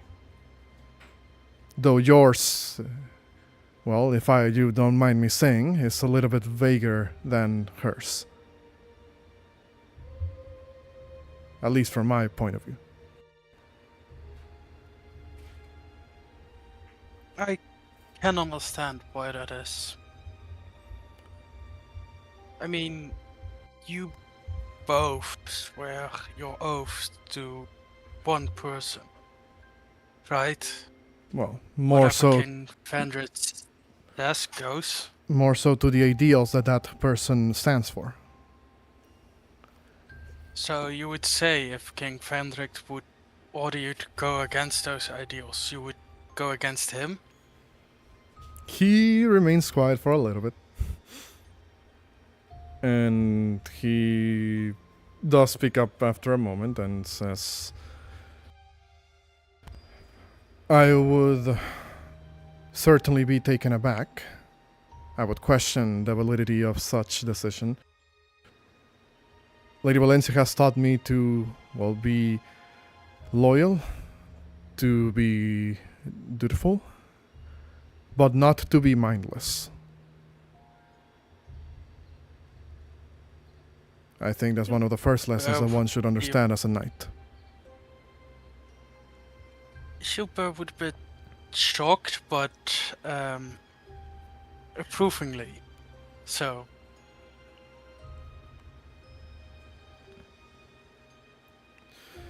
He says, well, that's it for me.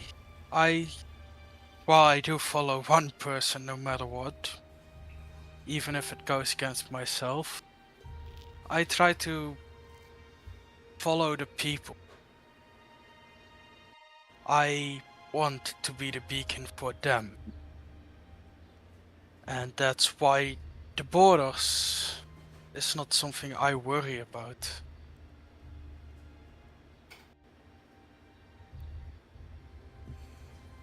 He kind of puts like a. Which maybe Go ahead.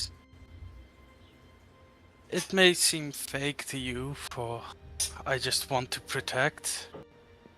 But to me, I don't see Drangleic as any other place than Vulcan or Ilium Lois for that part. We're all in this together, you know? He nods.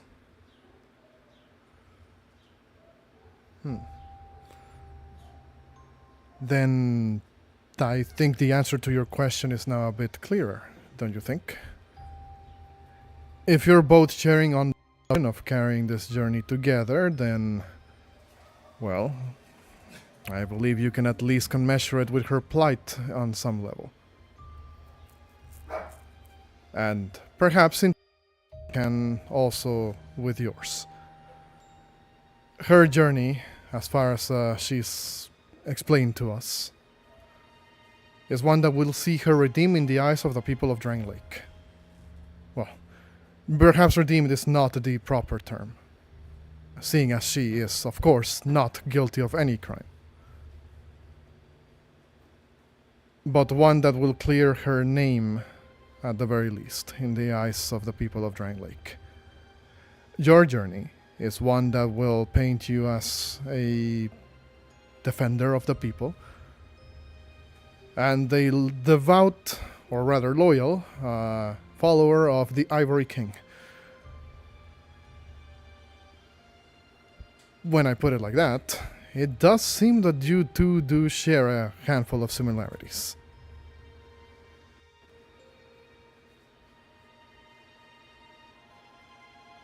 Just this openness that I have with you, and even have with AR, Ace. I don't feel that with Valencia. It always feels as if I'm talking to a creation, mask put on to hide their true feelings. I should be insulted on her behalf. Not completely. I truly believe that she's oh, what's the word? What are you trying to Like- say? You know, like a good person. The thing- you know, Well, like the thing that she truly wants to be there for everyone, selfless for the people, and yes, I truly believe that she's selfless, which makes her way easier to deal than other nobles. It's just the rest feels off somehow. Then I believe that you should follow a similar pathway as we did when we began this journey after Lady Valencia's unfair and biased trial. A fresh start, so to speak. Beginning once again. Now, that sounds easier said than done, but I think approaching your interactions with Lady Valencia with a clear mind, setting the expectations that you wish to indeed get to know her and be on an equal playing field, so to speak, will certainly get through to her. She is loyal. He kind of looks over to the left side, to the right side, looks back at you and says, at times a bit stubborn. But I think that's mainly because she does, from the bottom of her heart, wishes to prove to everyone around that she is trying her best. And as her squire, who am I to try anything less? And by extension, I think that only motivates those around her to do the.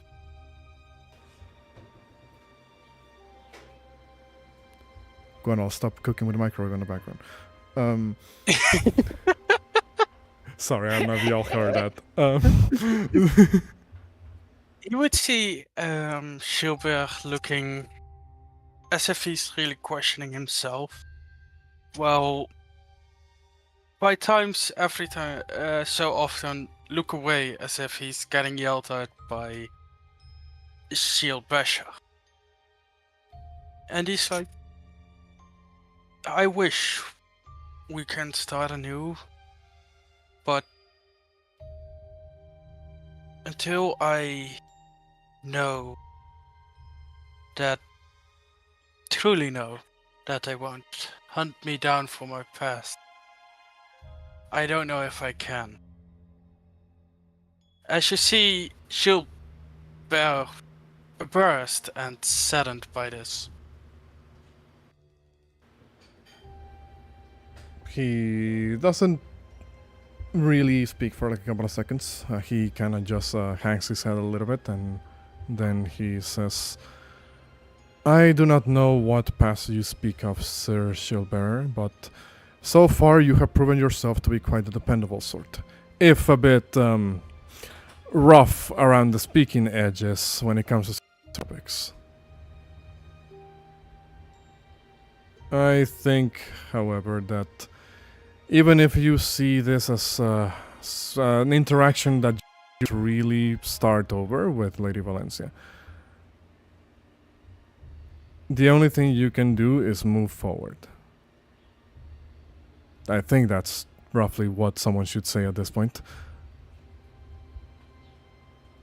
You pointed out to us, her retainers, before, that she has flaws of her own.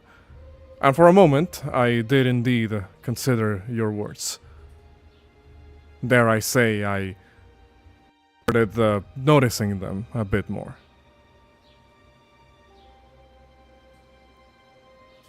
And as you have just more or less implied, that you have flaws of your own. If you cannot strike up a interaction with her based on your ideals or what you stand for, maybe you can at the very least empathize with her on, well, things that both of you could improve upon.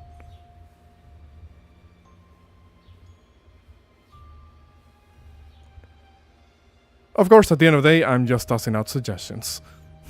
It is entirely up to you to find out what path to follow. Yeah. Now I'm starting to sound like the Emerald Herald. She's rubbing off on a couple of us, it seems. Gilbert says, the thing about my past is neither do I. But your words have helped me, and once we're all together, and if you're by her side, I will start to talk, see what I can get out of it. And for what it's worth, I think you should be proud for how far you're getting. Truly do have an open eye and mind of your own. And I'm sure that one day you will be a great knight, Piron. I hope to accomplish just that. I say then go back to the learning.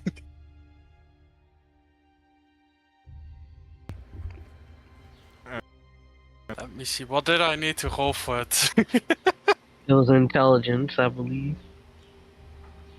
Wait, what? Yeah. To cram. Okay. It was intelligence, right? Yes, it was To cram intelligence. learning lessons. And you learn. I will use yeah. my inspiration. Okay, go ahead. Yeah. Does Sorry. 11 make it? No.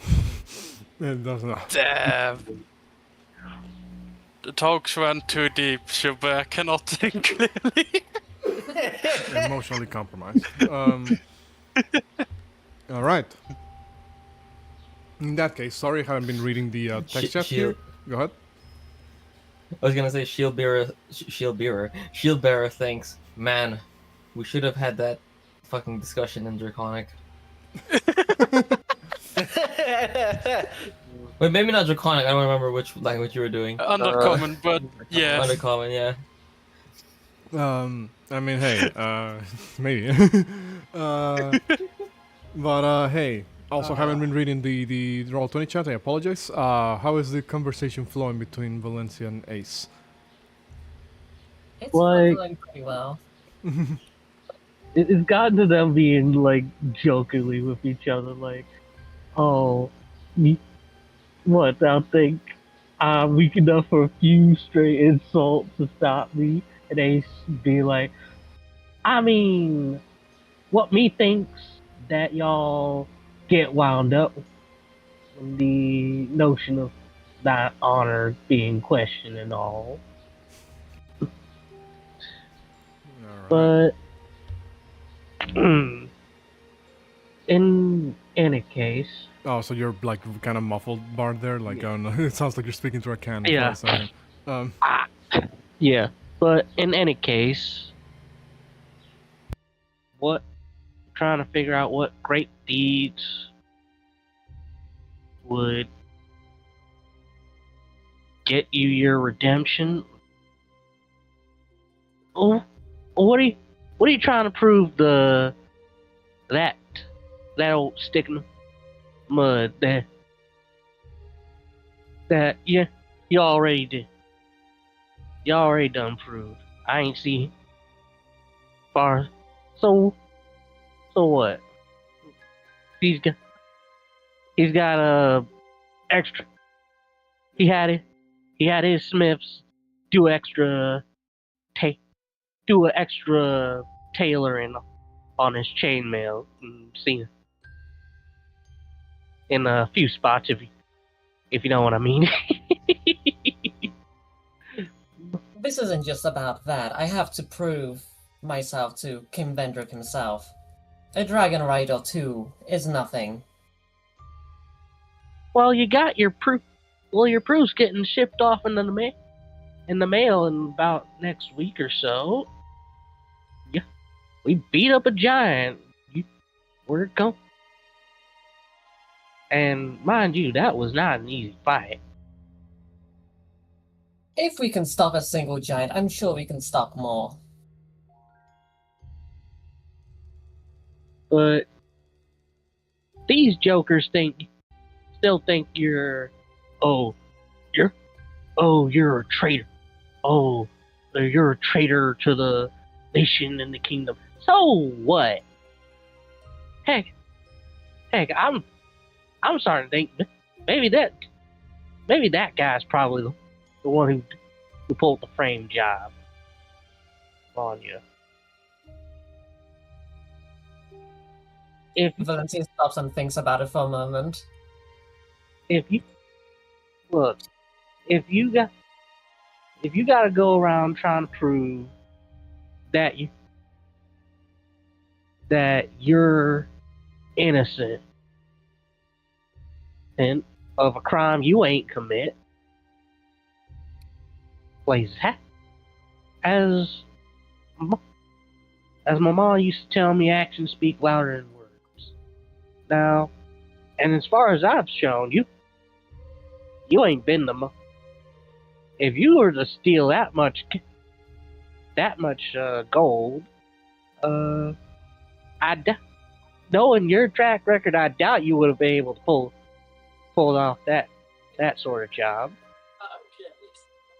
No offense. I would never even consider such a thing. I mean, I don't know, maybe you are partially thinking of me. Starting your own horde or something? Mm-hmm.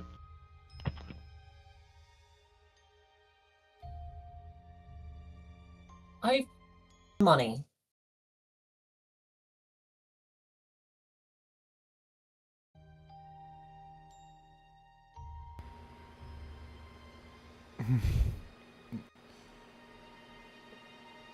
Oh, you there, Bart? Damn, did I disconnect? Hold on. No, you're still fine. Oh, okay. No, Bard just turned into a fan. Like I feel like he just like got teleported into the fucking back rooms. Like what happened? Okay. Well. Here's. Oh, did I hear him talk for a second there? I don't know if my own connection's like lagging out or his is. He might be talking to somebody else in his room. It's not yours. Yeah. Yeah, it's okay. definitely not yours. Okay. Well, we're gonna wind back to that in a moment. I do want to, do something here before we wrap up, like the interaction and the session as a whole. Once you guys begin to set out, it is going to be a long road to the capital. A handful of days. Oh, God, are you there, Bard? Yeah, I got called away. My bad. Okay, that's fine. I just want to, well, I guess before I continue with what I was saying, would Ace, like, answer in a particular way to Valencia? So, could you repeat the question again? So it's fresh on my mind of an answer. Because I was trying to think of one too. I'll be honest, I completely forgot what I said at this point. Ah. You said, I don't know, maybe you were thinking of starting a horde on your own. And then Valencia said, I was, but not of stolen money.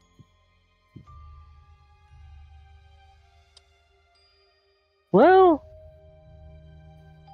nah. No one. And Ace was like, well, if you tried with stolen money, I think you did a poor job. But in any case,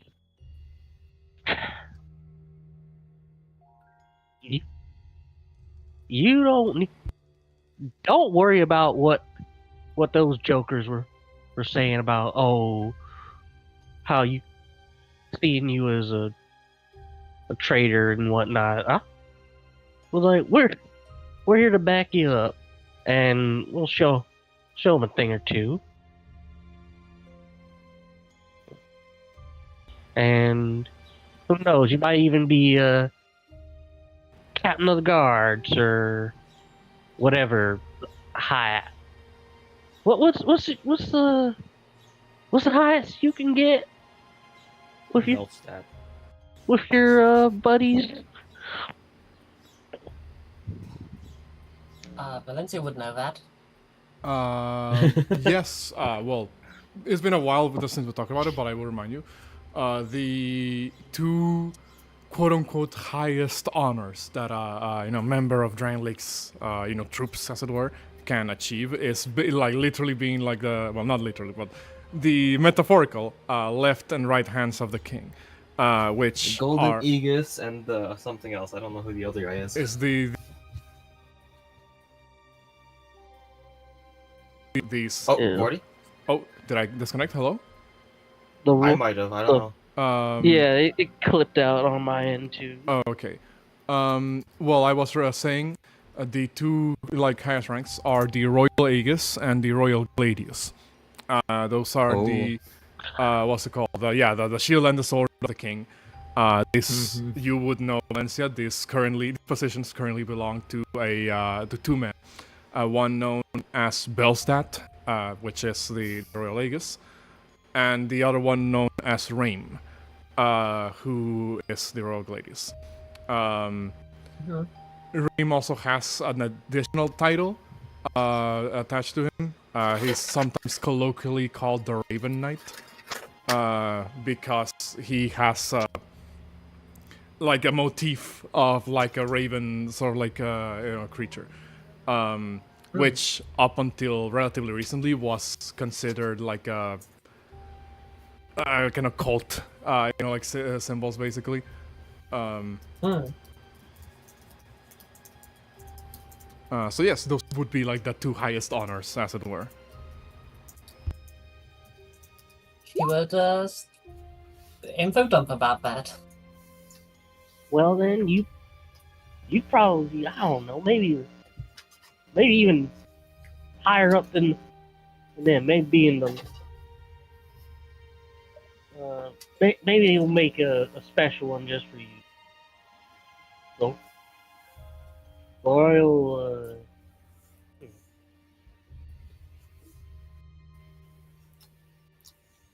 I wonder, would Valencia The rather Royal be Dragon. would Would Valencia you be rather the be sword? the Royal Aegis or the Royal Gladius? I think she would want to be the shield. Yeah. Like, which Aegis. would you be more partial to? The Royal Shield or Royal Sword?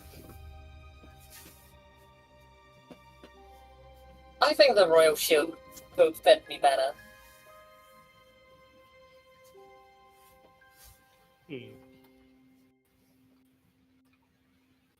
Valencia, Draco, the Royal Shield, and the Dragon Knight. That's the only time you're going to get me to say your your daggone full name, and you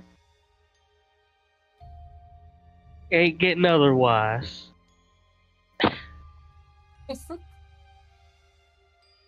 Cool. But like, we know you.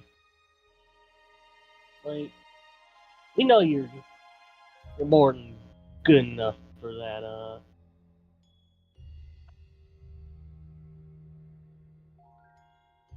Cause your redemption. Like, who can? And so what? Maybe you can tell him a thing or two. Maybe at least that guy's probably not based off any giant. Then you say they ain't seen these guys about 100 or so years. That is most certainly true. But merely bragging about killing one dragon.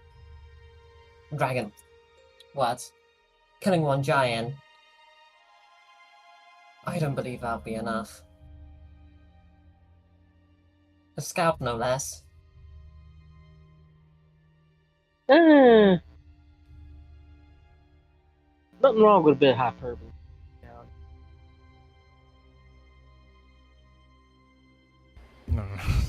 All right. So, actually, hold on. Were you guys done? I don't want to like cut you guys off. Like, Ace is like hype, but are you sure you're all right now, Val? I'll be fine. I need to turn up Bard's spawn a little bit because he's fading out. Go ahead. Sorry. Yeah, basically Ace was just like asking, like, "Hey, Valencia, you sure you good though?" Valencia just replies, I'll be fine. Okay. In that, one more thing that I want to do before we leave off. As you all set off on your journey to the capital, make sure to take the eastern road out of Majula. You're seen off by all of your allies here. I'll say the retainers are traveling with you guys, because why wouldn't they? The Emerald Herald, Shalcor, even Merchant Hag Milentia are like basically like at the exit of town, kind of just seeing you guys off. Shalcor would probably toss out like a comment like, Do not die out there. I'm not quite done being fawned over by you. And the Emerald Herald will just give you guys like a very courteous like vow and say travel safe. Melentia on her end will say, I can't lose my best customers. You better not die out there. Pet Shalkor for Ego. Exactly. That's the thing that you should be doing. Yep, Pat and Shalquar. And you travel down a significantly less inclined road than the quote-unquote shortcut that you used to get to Fort Carnell Town. You, for the most part, the road ahead of you is relatively uneventful. You make it to this sort of like old structure that kind of looks like the sort of like obelisk shape, sort of like archway, which marks the territory of Old Akalari. It is a, I guess where's the shell cover important. How long would that take? I mean, it's what a day of travel would be, which of movement. Or a little bit under that actually, because you guys are moving through wagon. Are you guys taking like the wagon with you guys?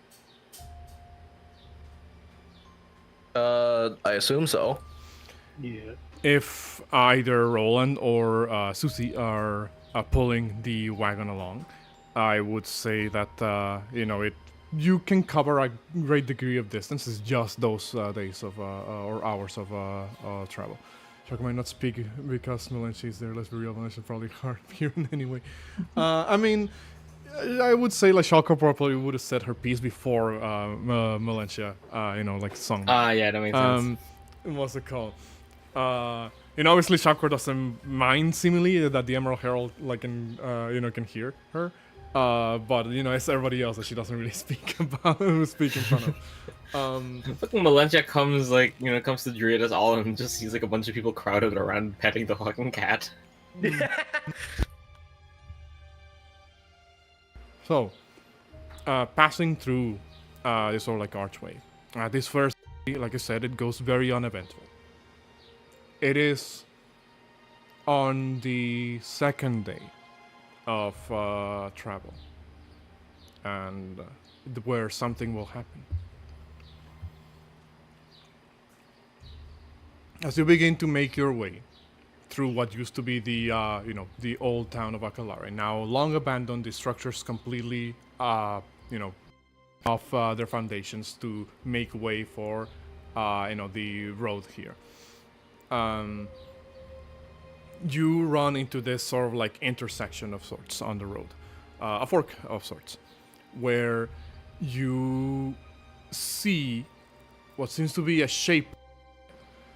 There's this sort of like gap, not gap, but like this bridge kind of esque like looking structure that kind of goes over a small river that isn't notable enough to be on any particular map of Drangleic.